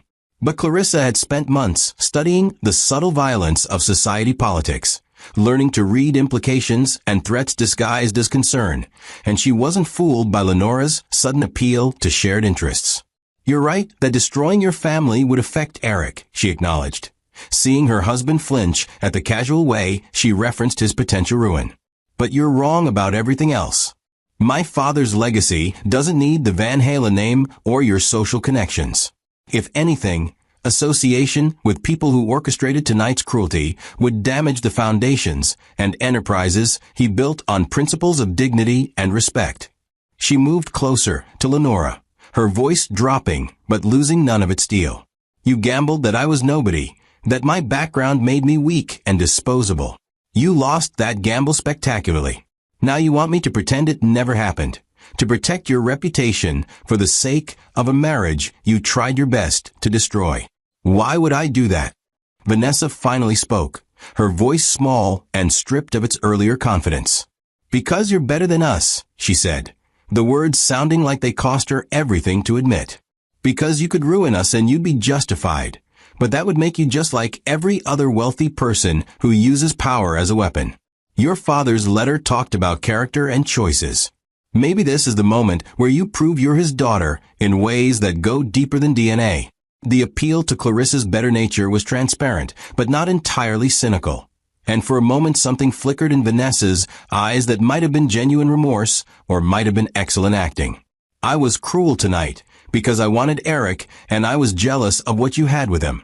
That doesn't excuse anything, but it's the truth. And now I understand I was fighting for scraps, while you held the whole feast without even knowing it." She laughed bitterly, shaking her head at her own miscalculation. "I thought I was so smart, so strategic. Turns out I was just mean to someone who didn't deserve it and powerful enough to destroy me for it." The admission was raw enough to feel authentic, and Clarissa found herself at a crossroads between justice and mercy, between teaching lessons through consequences and taking a higher road that might cost her the satisfaction of watching them suffer, as she'd suffered. Margaret Chun stepped forward, sensing the moment's importance. "Your father faced this choice many times," she said, her voice carrying the authority of someone who'd witnessed Theodore Stanton's character across decades. People underestimated him, tried to cheat him, positioned themselves to take advantage of his generosity. He could have crushed them, and sometimes he did when their actions caused real harm to innocent people. But more often, he gave them a chance to be better than their worst moment, to learn from their mistakes without being destroyed by them. She pulled out another document from her portfolio, this one simpler than the others. He left instructions about situations exactly like this. He said his daughter would face people who judged her before they knew her, who would treat her poorly based on assumptions about her worth. And he said the measure of her character would be found not in how she wielded power against them, but in whether she could see them clearly, hold them accountable, and still find a path forward that honored her own values rather than matching their cruelty. The room fell silent as everyone absorbed the weight of those words, the challenge they represented. Eric moved closer to Clarissa, not touching her, but near enough that she could feel his presence, the complicated history between them crackling in the small space that separated their bodies. "I don't expect forgiveness," he said quietly. His voice meant only for her, though everyone could hear in the study's charged atmosphere. "I don't even deserve the chance to earn it back. But if you're willing to show mercy, if you can find a way to hold us accountable without destroying everything, I promise I'll spend whatever time you give me proving that I can be better than the man who failed you tonight." His eyes were wet with unshed tears, his composure finally cracking under the weight of genuine understanding about what he'd lost and what he might never get back. "I love you," he added the words, sounding like a confession torn from somewhere deep. "I know I showed it poorly, know I chose wrong at every turn, but I do love you. And if you walk away from this marriage, from me, I'll understand completely. But I'm asking for a chance I don't deserve, hoping that somewhere in your heart there's room for the possibility that people can change when they finally see what they've been blind to." The vulnerability in his plea was either genuine or the best performance of his life, and Clarissa found herself unable to immediately distinguish between the two, her emotional landscape too complex, after months of betrayal and one evening of vindication to offer simple clarity.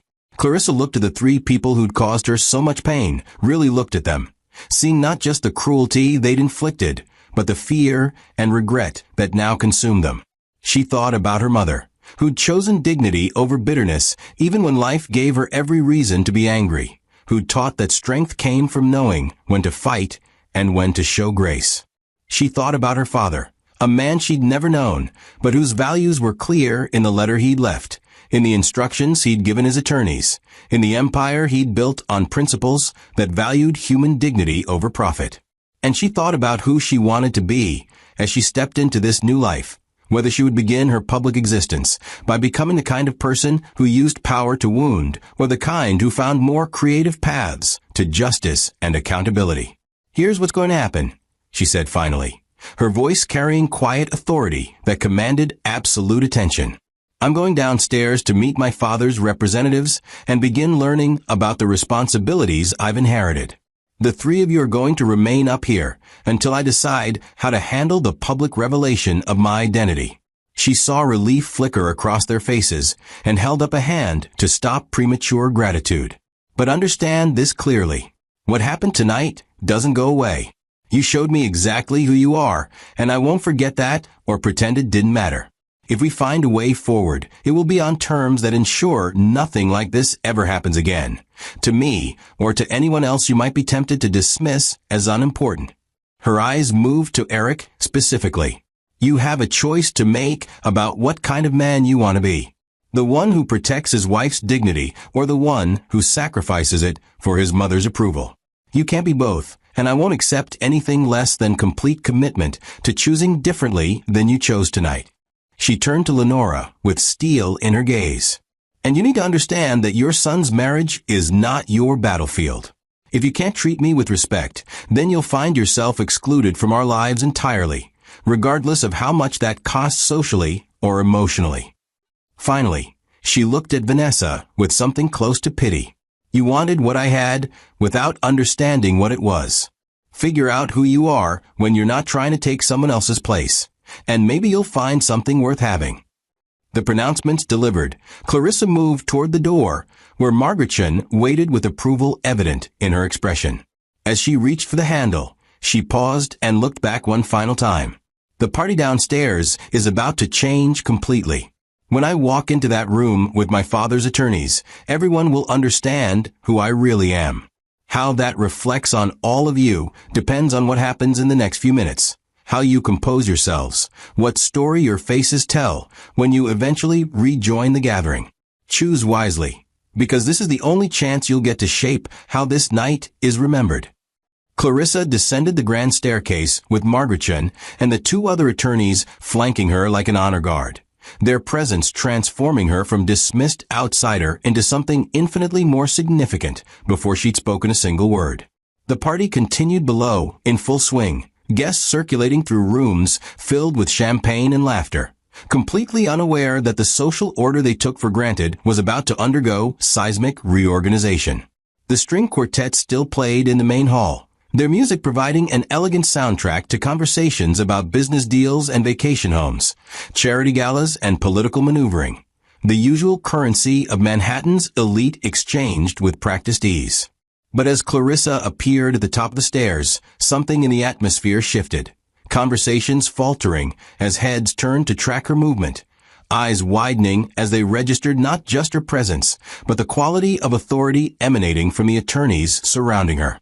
Margaretchen carried herself with a kind of quiet power that came from managing billions and advising world leaders, and her visible deference to Clarissa sent immediate signals through the crowd that the evening's social calculations needed urgent recalibration.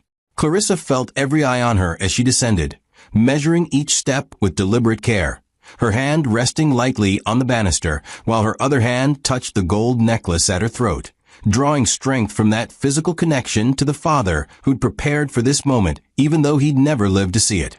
The modest green dress that had been mocked earlier now seemed perfectly appropriate, its simplicity a stark contrast to the overblown elegance around her, making a statement about substance over spectacle that would only become clear in the minutes ahead.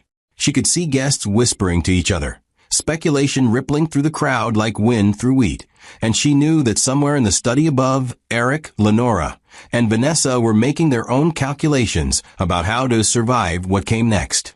The crowd parted as she reached the bottom of the stairs, creating an aisle that led directly to the center of the main hall, where Lenora had stood earlier, delivering her poisonous speech about maintaining standards and dealing with temporary intrusions.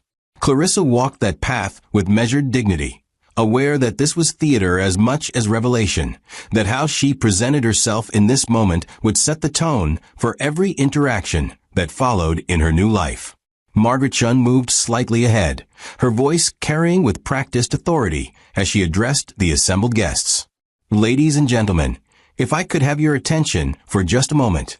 I'm Margaretchen, senior partner at Chun & Associates, and I have the honor this evening of introducing someone many of you have been eager to meet. The formality of her tone suggested significance beyond normal social presentation, and the crowd pressed closer, curious about what would merit such an announcement at a private Christmas party. For the past 6 months, my firm has been managing the estate of Theodore Stanton, whose passing earlier this year left a void in countless enterprises and foundations. As many of you know, Theodore never married publicly and was intensely private about his personal life, leading to considerable speculation about the distribution of his considerable fortune and the leadership of his various holdings. She paused, letting anticipation build, and Clarissa could see recognition dawning on some faces, connections being made between the name Stanton and her presence here with Theodore's personal attorneys. Tonight, I'm pleased to finally confirm what has been verified through extensive legal documentation and DNA analysis. Theodore Stanton had one child, a daughter born from a love affair he kept private to protect both mother and child from the pressures and dangers of public scrutiny. Margaret turned to Clarissa with a smile of genuine warmth. Mrs. Clarissa Van Halen, born Clarissa Duval, is Theodore Stanton's sole heir and beneficiary, inheriting not just his fortune, but his vision for how that wealth should be used to benefit society. She is, quite literally, one of the most powerful women in the world, though until this evening she herself was largely unaware of the full extent of her inheritance.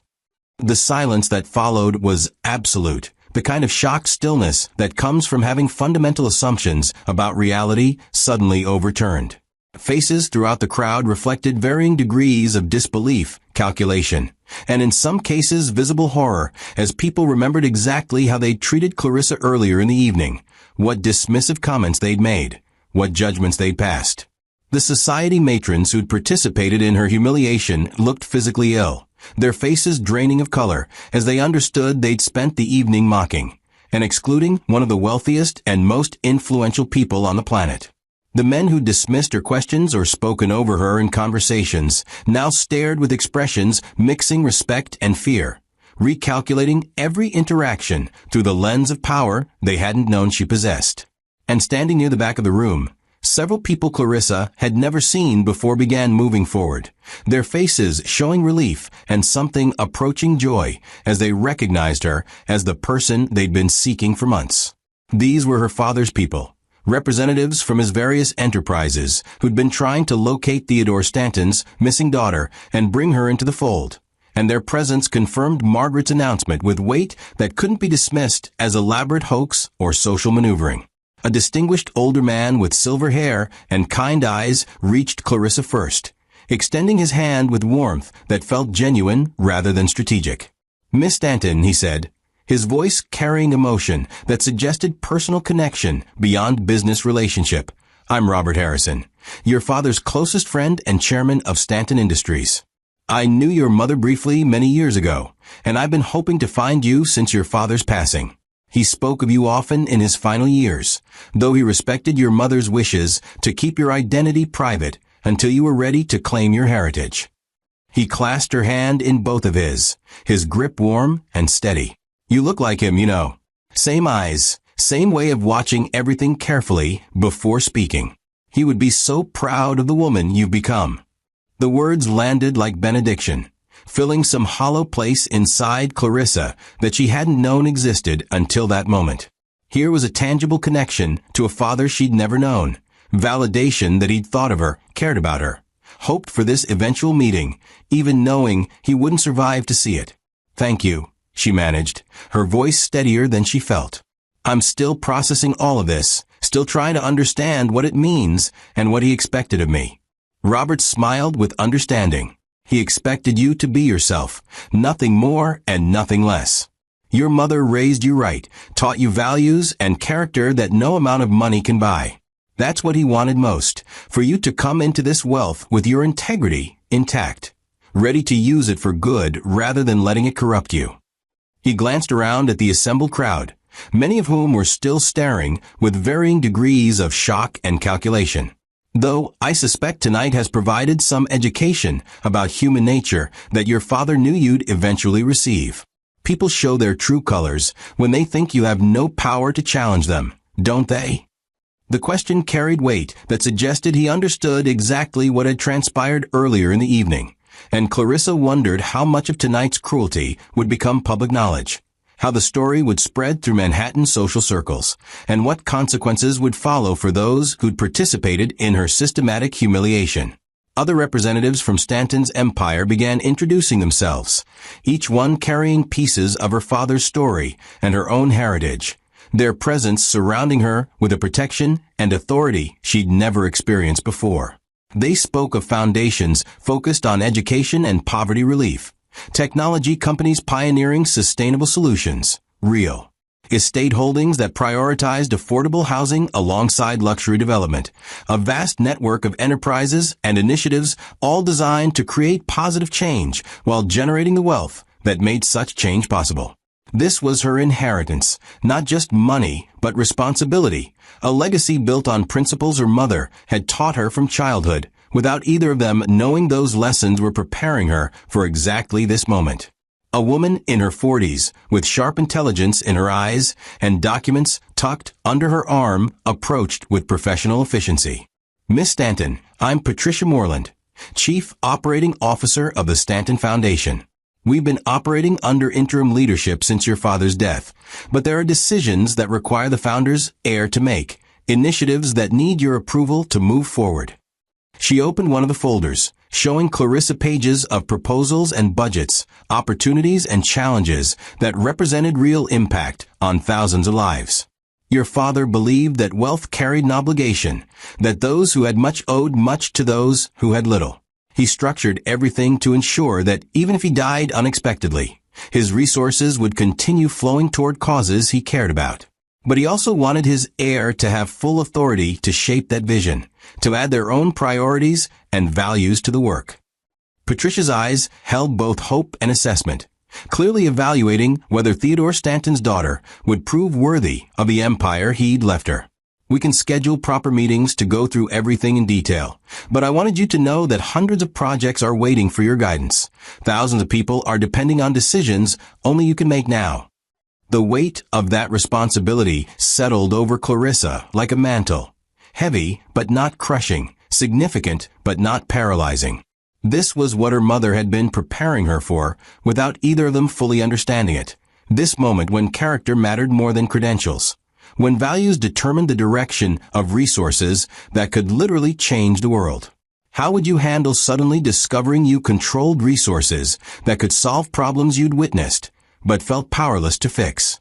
Would you trust yourself with that kind of responsibility, or would you be terrified of making mistakes that affected so many lives?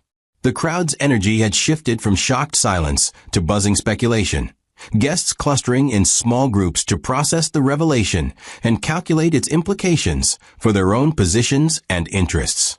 Clarissa could see the society women who'd mocked her earlier huddled together, their faces showing various stages of panic, as they realized the social suicide they'd committed by participating in the humiliation of Theodore Stanton's daughter. Men who dismissed her as insignificant were now positioning themselves to catch her eye, hoping for a chance to introduce themselves properly and erase earlier slights through sheer force of belated respect. And threading through it all was the electric awareness that power had fundamentally redistributed itself in this room, that the woman standing in the center, surrounded by her father's trusted advisors, now held more influence than everyone else combined, that alliances and hierarchies that had seemed permanent an hour ago were now negotiable based on one person's choices. Margaret Chin moved close to Clarissa, her voice low but clear. They're circling like sharks who smell blood in the water, trying to figure out how to position themselves advantageously now that they understand who you are.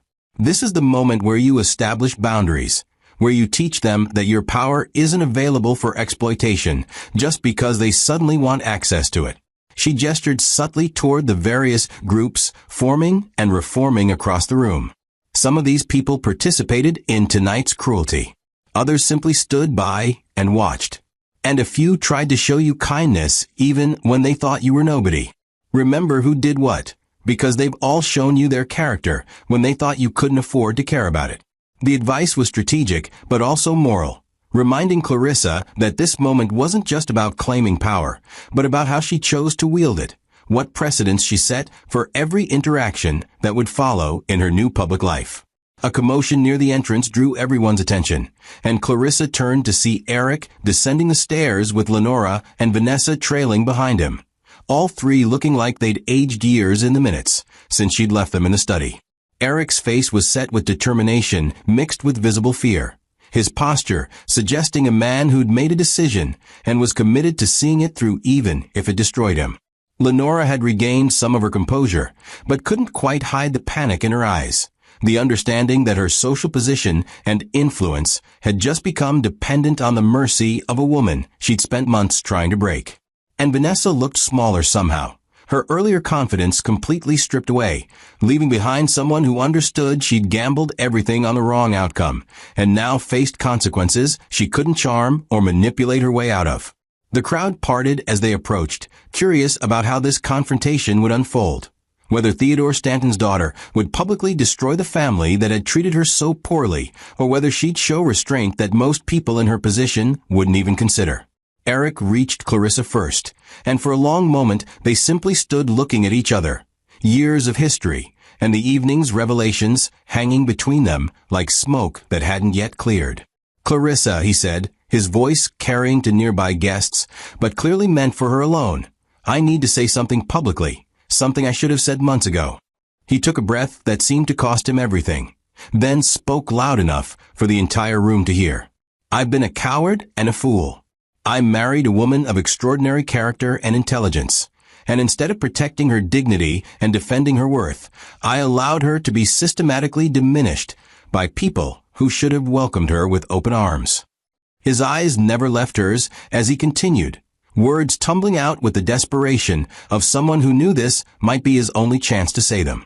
"I chose my mother's approval over my wife's happiness. I stood silent while she was mocked and excluded. I prioritized social comfort over moral obligation.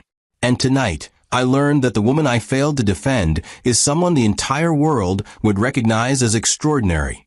Someone who didn't need my family's acceptance because she came from something infinitely greater." He paused, emotion thickening his voice. "But none of that should matter. You deserve to be treated with respect and love, regardless of who your father was or what inheritance you might claim. The fact that I only see that clearly now, only understand what I lost by failing you after learning you're Theodore Stanton's daughter, tells me everything about my own character that I need to work to change." The public confession was either genuine remorse or calculated damage control, and Clarissa found herself unable to immediately distinguish between the two, her emotions too complex after everything that had happened to offer simple clarity. Lenora stepped forward before Clarissa could respond, her face showing the effort it cost her to speak words she'd probably never imagined having to say. "Clarissa, I owe you an apology that no words can adequately express. I judged you based on circumstances of birth that have nothing to do with character or worth. I orchestrated cruelty against you because I believed you weren't good enough for my son, when in truth you were far too good for how we treated you." Her voice wavered slightly, genuine emotion breaking through practiced composure.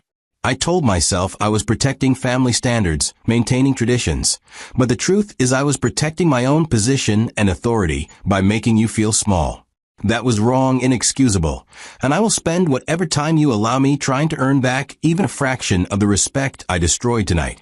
The apology was complicated, mixing genuine remorse with clear understanding that her family's future depended on Clarissa's response, that social and possibly financial consequences would follow if Theodore Stanton's daughter declared the Van Halens her enemies. Vanessa remained slightly behind them, her face showing that she understood her position was most precarious of all, the mistress who'd actively campaigned to replace a wife who turned out to be infinitely more powerful than anyone had imagined. "I have no excuse for my behavior," she said quietly, her earlier boldness completely absent. "I was jealous and cruel, and I deserve whatever consequences follow from that. I can only say that I'm sorry and that I'll stay completely out of your lives if that's what you need." The three of them stood before Clarissa like defendants awaiting verdict, and every eye in the room was locked on her face, waiting to see what Theodore Stanton's daughter would do with the power she'd finally claimed, whether she would use it to destroy those who'd wronged her or find some other path that none of them could yet imagine. The entire ballroom seemed to hold its breath as Clarissa stood at the center of Manhattan's elite, surrounded by her father's trusted advisors, while her husband, mother-in-law, and her husband's mistress waited for judgment that would determine not just their personal futures, but their entire social existence. The moment stretched like glass being pulled to its breaking point, every face in the crowd reflecting various calculations about what came next, what allegiances would prove wise, what reactions would be remembered when the dust finally settled. Clarissa felt the weight of expectation pressing down from all sides, the audience wanting drama and retribution, wanting to see the woman who'd been humiliated rise up and crush those who'd wronged her with the devastating finality that money and power made possible. It would be so easy to give them that show, to let righteous anger guide her words, and watch the Van Halen empire crumble under the weight of social consequences that would follow Theodore Stanton's daughter, declaring them her enemies. But as she stood there feeling every eye on her, her hand touched the gold necklace at her throat, and she heard her mother's voice as clearly as if she were standing beside her. That gentle wisdom about strength being found in choosing dignity over vengeance, about power being most impressive when wielded with restraint rather than rage. Her father's letter had warned her about exactly this moment, about people showing their true nature when they thought she was powerless. And he trusted her to handle that truth with wisdom that honored his legacy rather than simply adding to the world's cruelty. The choice before her wasn't just about Eric, Lenora, and Vanessa. It was about defining who she would be as she stepped into this new life, what kind of leader she'd become, whether she'd use her inheritance to heal or to wound. "I believe some introductions are overdue," Clarissa said finally, her voice cutting through the silence with clarity that commanded absolute attention. She turned slowly, her gaze sweeping across the assembled guests, landing on faces that had dismissed her, mocked her, treated her as invisible just hours before. "My name is Clarissa Duval Van Halen, and as you've just learned, I am Theodore Stanton's daughter and sole heir to his fortune and vision." She paused, letting that reality settle deeper into the room's consciousness. "Until tonight, I didn't fully understand what that inheritance meant beyond the legal documents and financial statements. But this evening has provided an education more valuable than any balance sheet could offer." She gestured toward the crowd with a movement that encompassed all of them, making everyone complicit in what had transpired. "Some of you participated actively in humiliating me tonight. You made comments about my clothes, my background, my supposed unsuitability for the Van Halen family and this social circle. You positioned me at the back of rooms, excluded me from conversations, treated me like an embarrassment that needed to be tolerated rather than a person deserving basic dignity." Her words were measured but devastating, each one landing with precision that made guilty parties flinch. Others of you simply watched it happen. You saw cruelty unfolding and chose silence, either because you agreed with the judgment being passed, or because standing up for someone you thought was powerless seemed risky or uncomfortable. The accusation spread wider, implicating not just the active participants, but the passive observers who'd allowed the evening's systematic degradation to continue unchallenged. And a very few of you tried to show kindness even when you thought I was nobody, even when you believed there was nothing to gain from treating me with respect. Her eyes found those faces in the crowd, people who'd offered genuine smiles or simple courtesy when it would have been easier to join the mockery.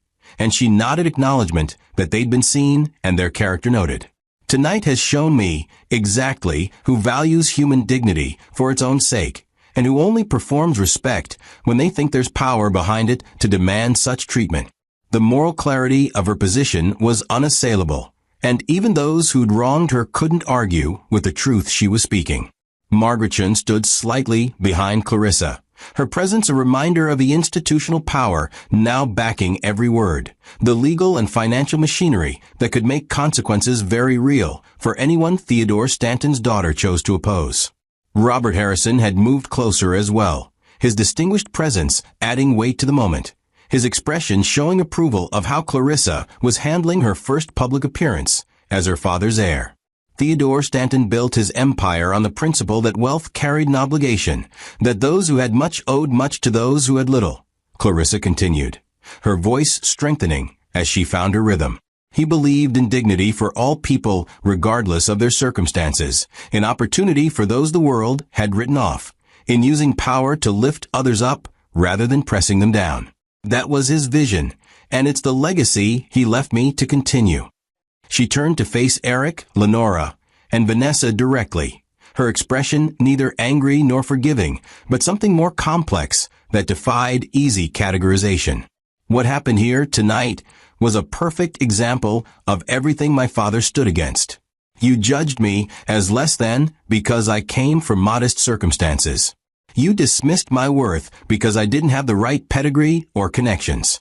You orchestrated systematic humiliation to put me in what you considered my proper place.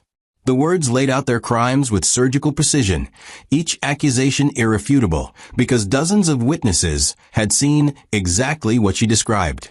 And then you discovered I came from somewhere that made your wealth and influence look insignificant by comparison. And suddenly you're apologizing, claiming remorse, asking for mercy you never showed when you thought I couldn't fight back. The crowd shifted uncomfortably, many of them recognizing their own behavior in Clarissa's description, understanding that her judgment applied far beyond just the three people standing before her. Eric's face showed genuine anguish, the kind of pain that came from seeing yourself clearly for the first time and hating what you discovered. Lenora maintained her composure with visible effort. Years of social training, the only thing preventing complete breakdown in front of everyone whose opinion she'd spent a lifetime cultivating. And Vanessa looked utterly defeated, her earlier beauty dimmed by shame and fear, understanding that her calculated cruelty had cost her everything she'd been fighting for. The easy response would be to destroy you, Clarissa said quietly, her voice carrying despite its softness because every ear in the room was straining to catch her words. My father's resources could make you social pariahs overnight. One phone call could cost you business relationships, board positions, access to circles you've considered your birthright. I could make an example of you so devastating that no one would ever dare treat Theodore Stanton's daughter with anything less than absolute deference. She paused, and the crowd leaned forward unconsciously, desperate to know which path she'd choose. But that would make me exactly like you, using power as a weapon to crush people I judged as lesser. And I refuse to let your cruelty change who I am or corrupt the values my mother spent a lifetime teaching me. The moral high ground she claimed was unassailable, and murmurs rippled through the crowd as people absorbed the implications of mercy when vengeance would have been justified. So here's what's going to happen, Clarissa continued, her voice taking on an edge of steel that suggested this was judgment rather than forgiveness, accountability rather than erasure of consequences. Eric, you and I will be having many difficult conversations about whether this marriage can survive the betrayals of the past months. I'm not promising reconciliation or forgiveness, only that I'm willing to see if the man who just made that public apology can become the husband who defends his wife's dignity as fiercely as he's protected his mother's authority. She saw hope flicker in Eric's eyes mixed with understanding that he'd be proving himself for a long time. Lenora, you will no longer have any authority over my life or my choices. If Eric and I find a way forward, you'll be part of our lives only to the extent that you can treat me with genuine respect, not the performance of respect you're offering now that you know who my father was. Lenora's face tightened, but she nodded acceptance, understanding that her position had fundamentally changed and that fighting would only make things worse. And Vanessa, Clarissa turned to face the woman who'd been most actively cruel. You're going to leave this house tonight and stay out of Eric's life completely. Whatever you thought you were building toward, it's over. Find your own identity instead of trying to steal someone else's place. The pronouncement was final, delivered without anger, but with absolute authority, and Vanessa nodded once before turning toward the door, her exit watched by dozens of eyes that would spread the story of her banishment through society by morning. What would you do if you had the power to destroy people who'd wronged you, but chose mercy instead? Would you trust that showing restraint made you stronger, or would you worry that people would see forgiveness as weakness to exploit? The crowd's energy shifted dramatically as Clarissa's judgment took effect, conversations erupting in hushed tones as guests processed what they'd just witnessed. This wasn't the bloodbath many had expected, the public destruction that Manhattan society thrived on witnessing and discussing for months afterward. Instead, they'd seen something rarer and more unsettling, power wielded with restraint that somehow made it more impressive rather than less, mercy offered not from weakness, but from strength secure enough not to need vengeance. The society matrons who'd participated in Clarissa's humiliation looked shaken, understanding that while she'd chosen not to destroy them publicly, She now knew exactly who they were and what they were capable of when they thought no one powerful was watching. Men who dismissed her earlier were repositioning themselves carefully, trying to catch her eye without seeming desperate, hoping for a chance to demonstrate they could be counted among those who valued character over circumstances. And threading through it all was electric awareness that the social order had fundamentally shifted, that the woman standing in the center of this gilded ballroom now held more power than everyone else combined and had just demonstrated she knew how to use it strategically rather than emotionally. Robert Harrison moved to Clarissa's side. His voice pitched for her ears alone, though several people nearby strained to overhear. "Your father would be incredibly proud of how you handled that," he said, genuine emotion coloring his words. "You found the narrow path between being a doormat and being a tyrant, showing strength without cruelty and mercy without weakness. That's harder than it looks, and most people with sudden power never manage it." He glanced at the crowd, assessing reactions with decades of experience reading social dynamics. "You've established yourself as someone who keeps accounts but doesn't seek vengeance. Someone who remembers both kindness and cruelty, but responds with strategy rather than emotion. That's going to serve you well as you take over your father's various enterprises and foundations. People will respect you, but they'll also trust you, which is rarer and more valuable." Margaret Chin joined them, her expression showing satisfaction with how the evening had unfolded despite its rocky beginning. "We should schedule meetings starting next week to begin your education about all the moving pieces of your inheritance. There are boards that need direction, foundations waiting for strategic guidance, investments requiring decisions that will affect thousands of jobs and lives. It's overwhelming, but you have your father's entire team ready to support you through the learning process." She handed Clarissa a business card with contact information embossed in elegant script. "Call my office tomorrow, and we'll set up the calendar. For tonight, you should probably circulate a bit. Let people reintroduce themselves now that they understand who you are. First impressions may be powerful, but how you handle this moment will shape every relationship going forward." Clarissa nodded, accepting the card and the advice, but before she could move into the crowd, a small commotion near the entrance caught everyone's attention. A woman in her 70s with kind eyes and silver hair was making her way through the assembled guests, her movement creating ripples of recognition and respect that suggested someone of significant status. People stepped aside to let her pass, offering greetings that she acknowledged with brief nods, but without stopping her progress toward Clarissa. "Eleanor Whitmore," Margaret whispered quickly. "She was your father's mentor early in his career, one of the few people whose opinion he truly valued. If she's here, it's because she wanted to meet you herself." The woman reached Clarissa and stood studying her for a long moment, her gaze searching and assessing in ways that felt more grandmotherly than calculating. "You have your father's eyes," she said finally, her voice carrying warmth that felt genuine. "And from what I just witnessed, you have his character too. Theodore told me about you years ago, swore to secrecy, but couldn't help sharing his joy that he had a daughter, even if he couldn't be part of your life the way he wanted."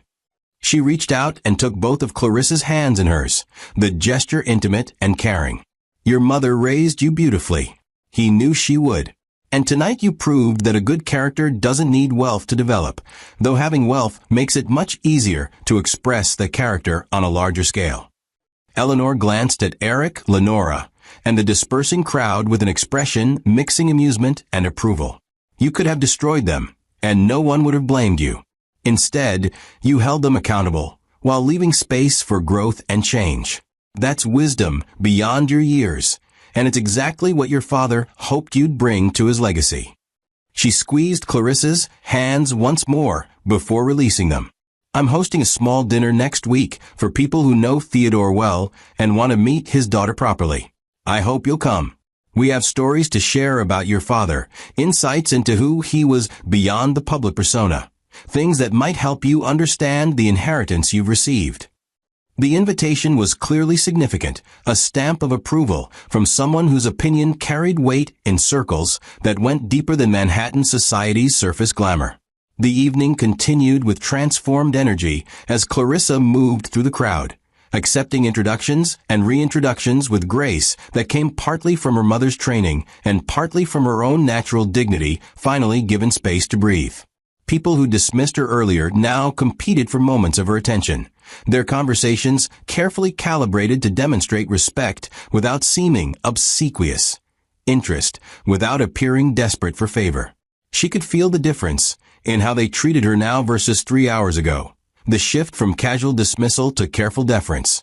And while part of her was satisfied by the reversal, another part mourned the lost possibility of ever knowing which of these people might have valued her for herself rather than what she represented. Children who'd been positioned earlier to demonstrate their parent status now approached with genuine curiosity, their questions innocent and disarming. "Are you really one of the richest people in the world?" a young girl asked, her eyes wide with wonder. "My mom says you could buy anything you wanted." Clarissa knelt to meet the child's eyes, remembering her own humble childhood and the values that had shaped her. "I suppose I could buy many things," she acknowledged. "But the most important things in life can't be bought. Kindness, integrity, real friendship, genuine love. Those you have to earn through how you treat people and who you choose to be." The answer was simple but profound, and she saw several adults nearby listening with expressions suggesting they understood the lesson was meant for them as much as for the child. As midnight approached and guests began departing, Clarissa found herself standing once again by the window where she'd spent so much of the evening in isolation, but now the view felt completely different. The snow still fell in thick silence, covering Manhattan in white peace, but she was no longer watching from the outside. She'd claimed her place at the center, not through aggression or cruelty, but through dignity and strategic mercy that made her power more impressive for its restraint. Eric approached hesitantly, his earlier confidence replaced by uncertainty that suggested genuine humility rather than calculated performance. "Thank you," he said quietly, standing beside her but not touching, respecting the distance she created. "For not destroying us when you had every right to. For giving me a chance I don't deserve to prove I can be better." Clarissa turned to look at him, really look at him, seeing both the man she'd married and the stranger who'd betrayed her through silence and inaction. "Don't thank me yet," she replied, her voice gentle but firm. "The hard work is just beginning. You have to figure out who you are when your mother's approval isn't guiding your choices, when standing up for what's right costs you comfort and ease. That's going to take time and effort, and there's no guarantee we'll make it through. But I'm willing to try if you're genuinely committed to change." She paused, her eyes holding him with intensity that demanded truth. "Just understand this clearly. I'm Theodore Stanton's daughter now, publicly and permanently. That means my life will never be simple or private again. There will be constant demands on my time and attention, difficult decisions about resources that affect thousands of lives, scrutiny from people looking for any sign of weakness or poor judgment. If you're going to be my husband through all of that, you need to be my genuine partner and defender, not a silent observer who disappears when things get uncomfortable." The challenge was clear, the terms non-negotiable, and Eric nodded slowly, understanding that he was essentially courting his own wife again, trying to earn a place beside her that he'd nearly destroyed through his earlier failures.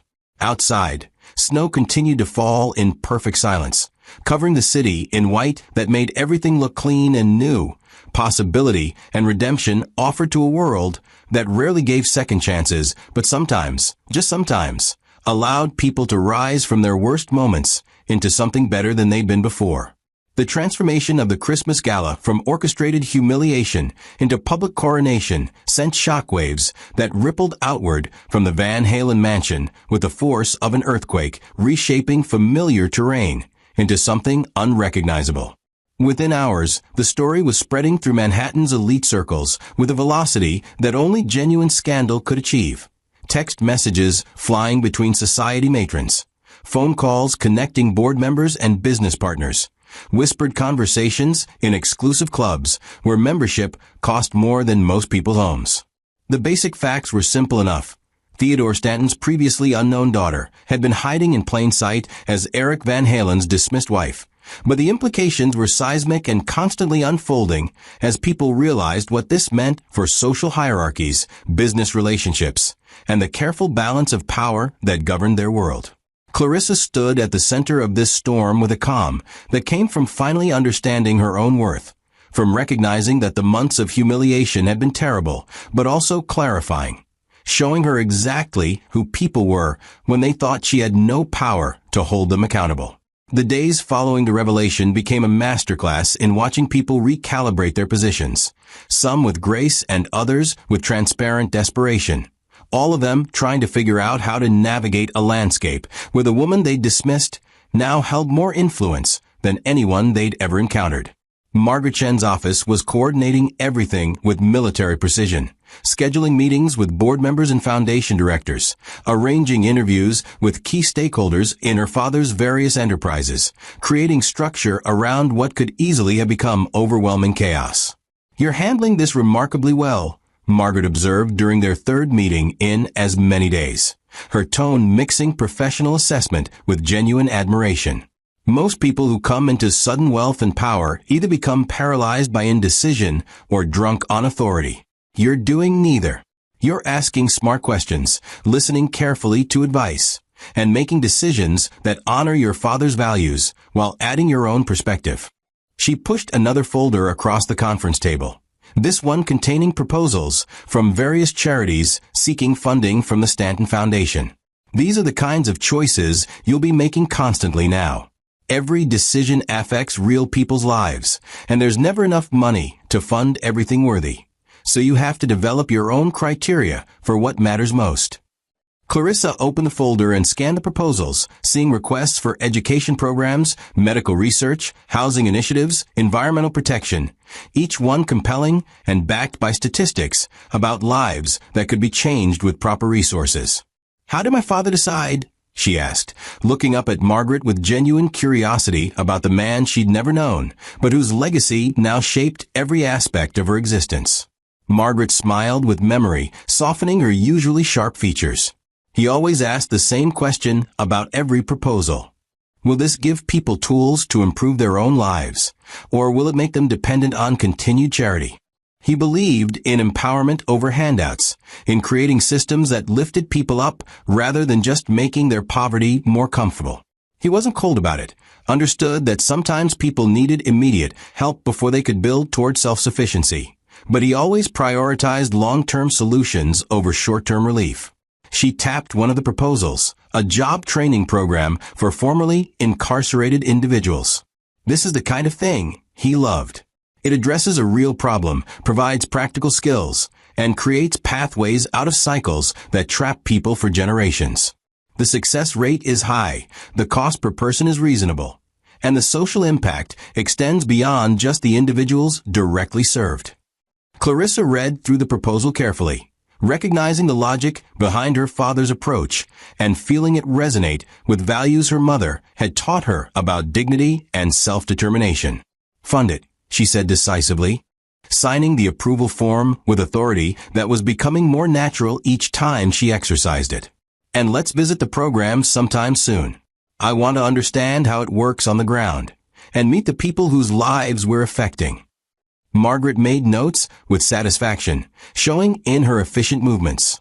"Your father did that too, insisting on seeing programs in person rather than just reading reports. He said numbers told you what happened, but faces told you why it mattered." The connection to a father she'd never met, but kept discovering through his choices and values, felt like building a relationship backward through time, understanding him through the legacy he'd left rather than through shared experiences. Robert Harrison had been equally instrumental in helping Clarissa navigate the business side of her inheritance, introducing her to executives and board members who ran the various Stanton enterprises with competence her father had trusted enough to leave them in place. "The key thing to understand," Robert explained during a tour of Stanton Industries headquarters, "is that your father built teams of excellent people and then gave them autonomy to do their jobs well. He didn't micromanage or second-guess experts in their fields. He set the overall vision and values, made sure everyone understood the principles that should guide decisions, and then stepped back to let talented people execute." They walked through offices where hundreds of employees worked on projects ranging from sustainable technology development to affordable housing construction, each person contributing to enterprises that generated billions while supposedly serving purposes beyond mere profit. Your role isn't to run everything directly. It's to maintain that vision, to ensure that as these companies grow and change, they don't lose sight of why your father created them in the first place. You're the guardian of values more than the manager of operations. The distinction made sense to Clarissa, aligning with her own strengths and limitations, allowing her to contribute meaningfully without pretending expertise she didn't possess. The social ripples of her revelation continued expanding in ways both predictable and surprising. Lenora had retreated almost completely from public life in the immediate aftermath, her power base eroded by association with the catastrophic error of humiliating Theodore Stanton's daughter. Invitations that would normally flow to the Van Halen matriarch had dried up overnight as society hostesses calculated that including Lenora might offend Clarissa, and that offense could cost them access to resources and influence they desperately wanted to maintain. Eric reported that his mother was devastated, but also perhaps learning something from the experience. Her usual imperious confidence replaced by genuine uncertainty about her place in a world that had shifted beneath her feet. She asked about you yesterday, Eric told Clarissa over breakfast one morning, their first meal together since the gala, where they'd attempted something approaching normal marital conversation. Wanted to know if you'd be willing to meet with her privately, away from social pressure or public performance. She said she needs to understand how to be in your life, if you'll allow her to be at all. The request was vulnerable in ways Lenora had never been before, and Clarissa found herself considering it with more openness than she would have imagined possible just days earlier. Tell her I'll meet her for coffee next week, Clarissa decided, seeing relief flash across Eric's face. But make it clear this isn't about reconciliation or forgiveness. It's about establishing boundaries and expectations for how we interact going forward. She gets one chance to show me she understands how fundamentally things have changed. Eric nodded, reaching across the table as if to take her hand before stopping himself, still uncertain about physical contact after months of distance and the evening's revelations. Thank you, he said quietly, for giving her that chance, for giving us both chances we don't deserve. Clarissa didn't respond immediately, still working through her own feelings about whether this marriage could survive its foundational betrayals, whether trust once broken so thoroughly could ever be rebuilt into something sustainable and genuine. The emergence of her father's hidden allies had been one of the revelation's most satisfying developments. People Clarissa had never heard of began appearing in her life, introducing themselves as longtime friends of Theodore Stanton, who'd promised to watch over his daughter from a distance if anything happened to him. Eleanor Whitmore's dinner had been the first of several gatherings where Clarissa met individuals who'd known her father well, who could share stories about his character and choices, who offered perspective on the man whose legacy she'd inherited. He talked about you constantly in those last years, a distinguished surgeon told her over wine at Eleanor's elegant apartment. Show us pictures your mother sent. Read us updates about your achievements, even though they seemed modest by wealthy standards. He was so proud that you'd been raised with integrity, that you understood the value of work and treated people with respect regardless of their position. He said those qualities were rarer and more precious than any amount of money could buy.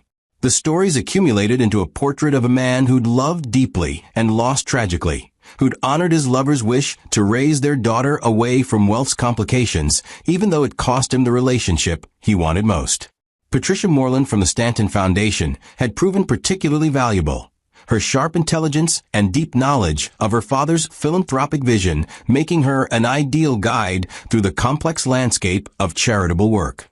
Your father believed that poverty wasn't primarily about lacking money, Patricia explained during a visit to a foundation-funded community center. It was about lacking access, opportunity, networks, and information. Rich people's children succeed not just because they inherit wealth, but because they inherit connections, education, social capital that opens doors before they even knock. He wanted his foundations to level that playing field, to give talented kids from poor backgrounds the same advantages wealthy children took for granted. They watched teenagers working on computers in a bright, well-equipped lab, learning coding skills that could transform their economic futures. Programs like this change trajectories. A kid who might have ended up in prison instead becomes a software engineer, supports their family, mentors the next generation.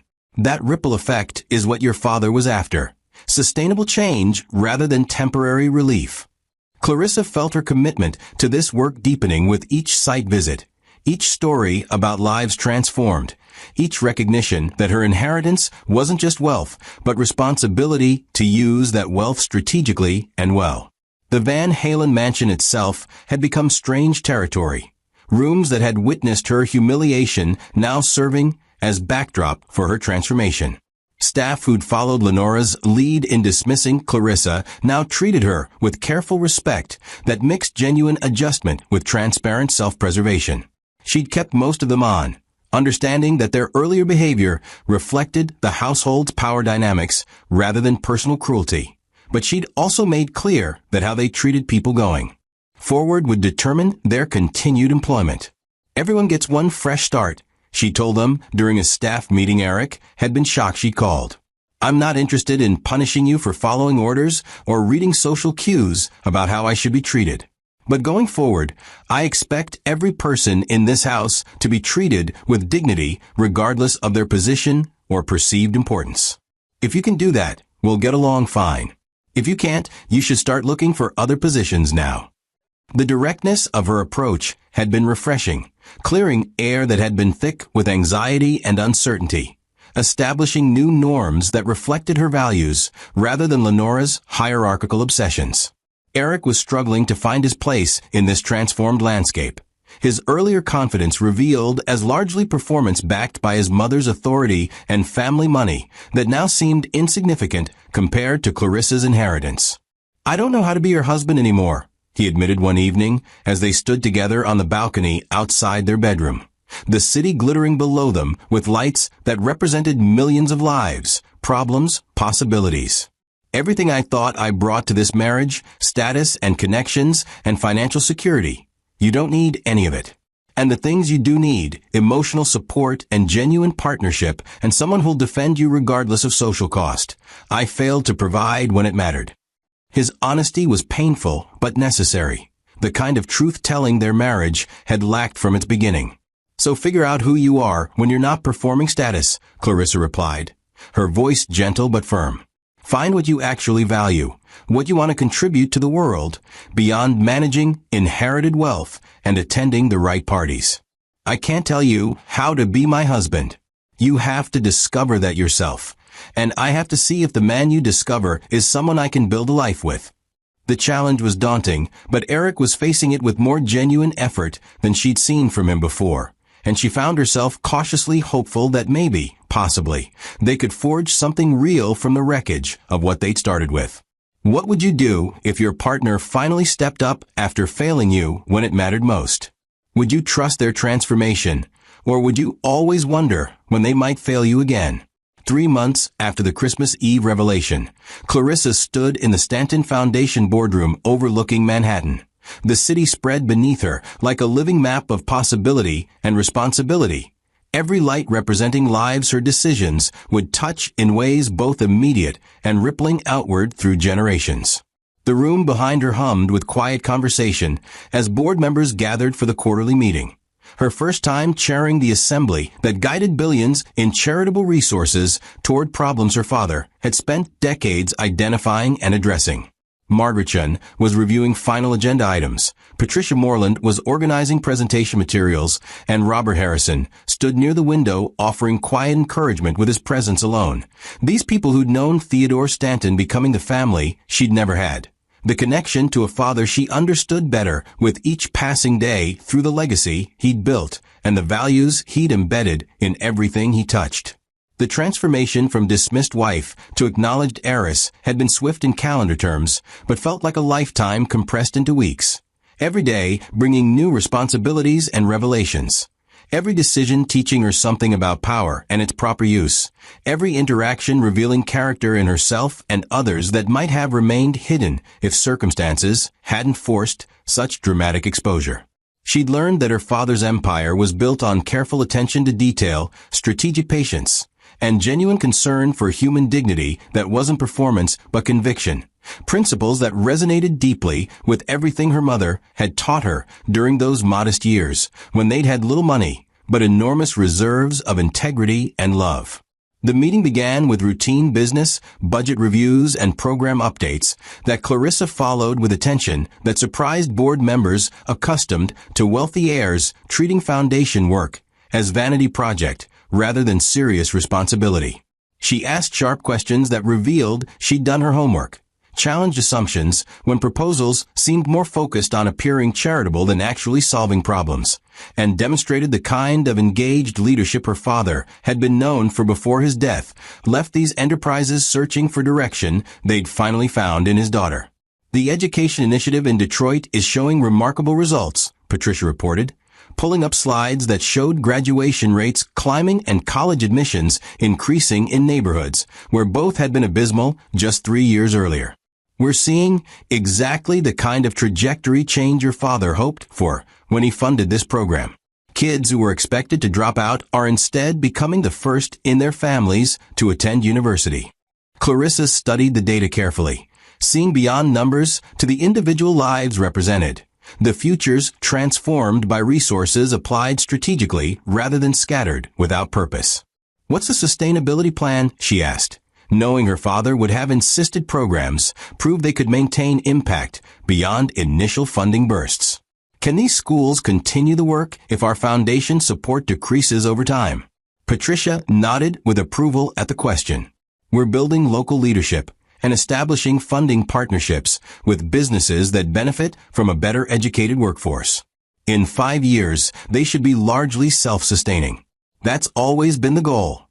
The answer satisfied Clarissa's concern about creating dependency rather than empowerment, and she approved continued funding with confidence that it aligned with principles she was still learning but already understood as fundamental to her father's vision and her own emerging philosophy about how wealth should serve the world.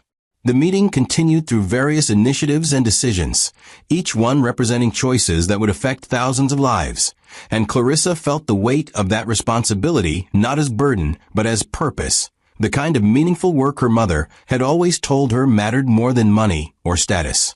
When the formal business concluded, Robert Harrison stood to address the room with the gravitas that came from decades of friendship with Theodore Stanton and deep respect for what he'd built. "I want to take a moment to acknowledge what we've all witnessed these past 3 months," he said, his voice carrying emotion that professional reserve couldn't quite contain. Clarissa has stepped into her father's legacy with grace, intelligence, and moral clarity that Theodore would have recognized immediately because he saw those qualities developing in her from afar, trusted her mother to nurture them, and believed they would serve her well when the time came to claim her inheritance. He paused, looking directly at Clarissa with warmth that felt genuinely paternal. "You've exceeded even his considerable expectations. You've taken on enormous responsibility without being overwhelmed, wielded substantial power without being corrupted by it, and demonstrated that character shaped by modest circumstances often proves stronger than privilege that's never been tested. Your father would be extraordinarily proud, and so am I." The words landed like benediction, filling spaces inside Clarissa that had been empty since her mother's death, providing connection to the father she'd never known but was learning to honor through choices that reflected shared values. The board members applauded, their respect evident not just in the gesture but in their faces. These accomplished individuals, who'd initially been skeptical about Theodore Stanton's unknown daughter, now fully convinced she was worthy of the inheritance she'd claimed and capable of carrying forward work that mattered more than most of them would accomplish in entire lifetimes. After the meeting concluded and others had departed, Eleanor Whitmore lingered, her aged grace and sharp intelligence making her presence always worth whatever time she required. "Walk with me," she invited, and Clarissa followed her to the Foundation's library, a room lined with books Theodore had collected and annotated, his thoughts preserved in margins that offered glimpses into how his mind worked. "Your father used to say that wealth was a test of character more searching than poverty," Eleanor said, running her fingers along leather spines with the familiarity of someone who'd spent considerable time in this space. "Poor people dream about what they do with money, But wealthy people have to actually make those choices, live with consequences of using power well or poorly. He believed most people failed that test, that comfort and privilege dulled the empathy and moral clarity that adversity sharpened. She pulled a volume from the shelf and handed it to Clarissa, a journal filled with Theodore's handwriting. Private thoughts never meant for public consumption. He left this for you specifically, told me to give it to you once you'd settled into the work and proven you understood what mattered. It's his reflections on mistakes he made, lessons he learned, advice he wanted to pass to a daughter he couldn't raise directly. The gift was precious beyond monetary value, a bridge across time connecting her to the father she'd grieved without ever knowing, and Clarissa accepted it with hands that trembled slightly from the weight of intimacy this represented. The journal became her constant companion over the following weeks, Theodore's voice emerging from pages filled with observations about business and charity, power and responsibility, the constant tension between using wealth to insulate yourself from the world's problems, or engaging deeply with suffering you had resources to address. He wrote about her mother with love that hadn't dimmed despite years of separation, about his agony at not being able to be part of Clarissa's childhood, about his faith that the sacrifice would prove worthwhile when she eventually claimed an inheritance that came with character intact, rather than corrupted by growing up surrounded by wealth that could have twisted her values. I worry sometimes that I'm being selfish, one entry read, letting her grow up without the father every child deserves, because I believe the woman she'll become will be stronger for not having my money shape her from the beginning. But your mother insists this is right, that you need to understand the world most people experience before you can use resources to change it. I trust her judgment even when it breaks my heart to stay away. The words helped Clarissa understand choices that had shaped her life without her knowledge. Decisions made out of love rather than abandonment. Sacrifice rather than indifference. The meeting with Lenora had finally happened in a quiet cafe far from social circles where they might be observed and judged. Just two women navigating a complicated relationship that had been damaged perhaps beyond complete repair, but might find some functional equilibrium if both were willing to work toward it. Lenora looked smaller somehow, diminished by months of social exile and forced reflection. Her usual armor of impeccable grooming and cold confidence replaced by something more uncertain and possibly more genuine. I've been thinking about what happened, Lenora began without preamble, her directness suggesting she'd rehearsed this conversation and wanted to get through it before courage failed. About why I treated you the way I did, what it says about me that I was so threatened by your presence in Eric's life. She met Clarissa's eyes with difficulty, clearly unaccustomed to this level of honest self-examination. I've spent my entire life maintaining position and status, believing that was what mattered, that social standing defined worth and value. You represented a threat to that system because you came from outside it, because Eric choosing you suggested that maybe everything I'd prioritized wasn't actually important. So I tried to break you, to prove that breeding and background mattered more than character. The admission was raw, stripped of the usual social performance, and Clarissa recognized it as the kind of truth that cost something to speak. I was wrong, Lenora continued, her voice cracking slightly. Not just wrong about you specifically, though I was catastrophically wrong about that. Wrong about the whole framework I'd used to understand human value. These months of being excluded, of experiencing what I put you through, have taught me things I should have learned decades ago, but was too insulated by privilege to see. She paused, gathering herself. I'm not asking for forgiveness because I don't deserve it. I'm asking for the chance to be in Eric's life, and by extension yours, if you allow it, in ways that don't repeat the mistakes I made. I want to be better than I was, though I understand if you don't trust that possibility enough to risk giving me the opportunity to fail again. Clarissa studied the woman who'd orchestrated such systematic cruelty, searching for evidence of genuine transformation versus performance designed to regain access to power and influence that her exile had cost.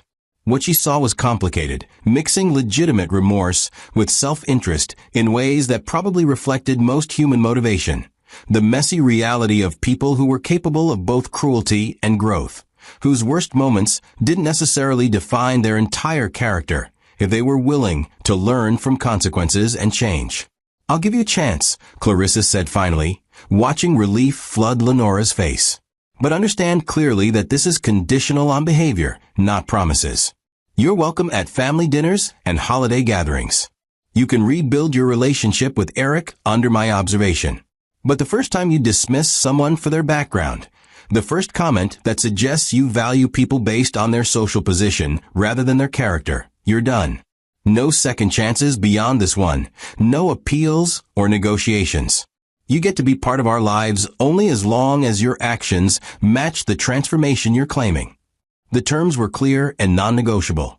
Boundaries established from position of strength rather than vulnerability, and Lenora accepted them with the understanding that she'd lost authority she would never fully regain, that the balance of power had shifted permanently, and her only path forward involved genuine humility rather than performed deference.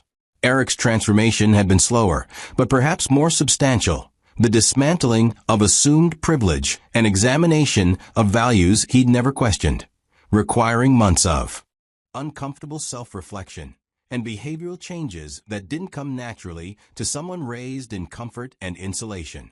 He'd started volunteering at foundation programs, spending time with people whose lives bore no resemblance to his own privileged existence, learning lessons about resilience and dignity that wealth had protected him from understanding. "I met a woman today at the job training program," he told Clarissa one evening, his voice carrying wonder that suggested genuine revelation rather than performative empathy. "She's been homeless, addicted, incarcerated, everything society teaches us to judge and dismiss. But she's fighting every day to build something better, working 2 jobs while attending classes, supporting kids who depend on her, not giving up. Her strength and determination put my comfortable life to shame." He shook his head, processing experiences that were reshaping his understanding of human worth and capacity.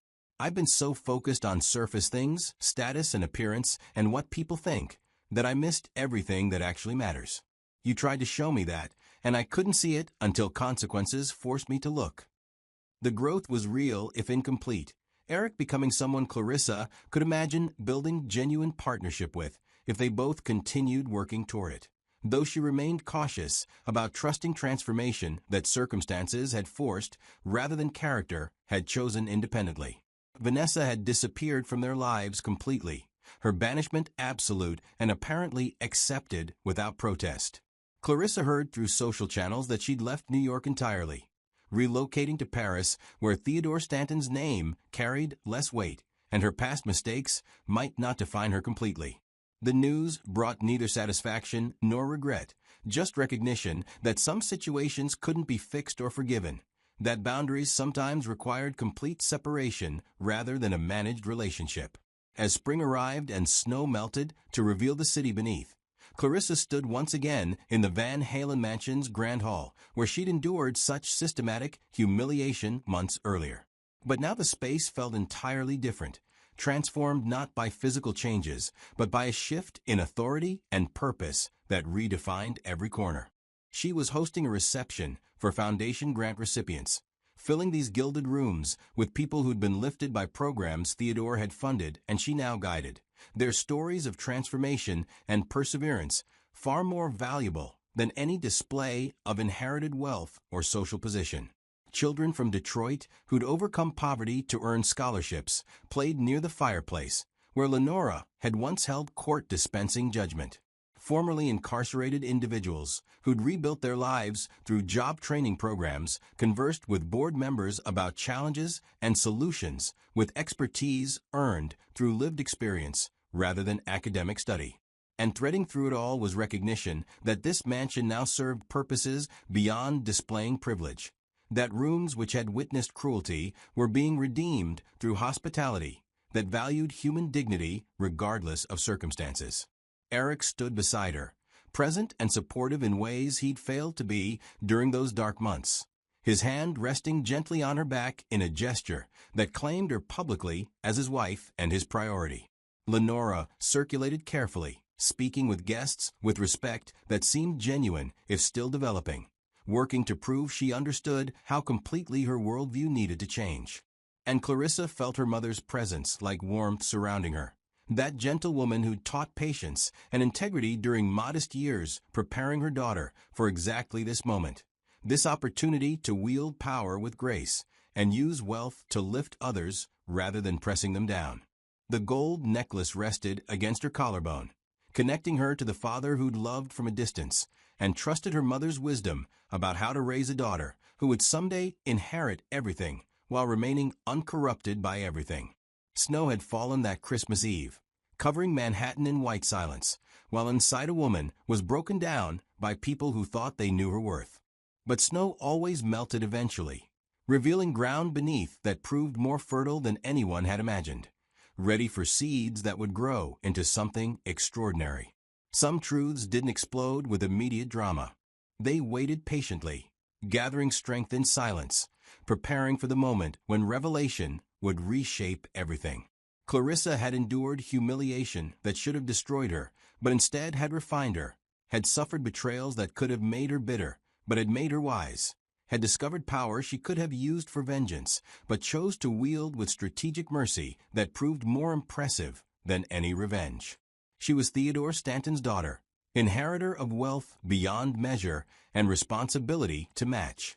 But more than that, she was her mother's daughter, carrier of values that money couldn't buy and privilege couldn't teach, living proof that character formed in adversity could guide resources toward purposes that honored human dignity and transformed lives. The party continued around her, voices rising in, laughter and conversation, the sound of people from every background finding common ground in shared humanity that wealth and poverty couldn't divide if leadership refused to let those divisions matter. And somewhere in the evening's warmth and light, the ghost of a humble seamstress smiled at what her daughter had become, while the spirit of a distant father finally rested in peace, knowing his sacrifice had been worthwhile, his trust had been warranted, and his legacy was in hands strong enough to carry it forward into future generations who would benefit from one woman's patience, one family's love, and one terrible evening that revealed truth and distributed justice in ways that changed everything forever. Thanks for watching. If you enjoyed the story, make sure to subscribe to the channel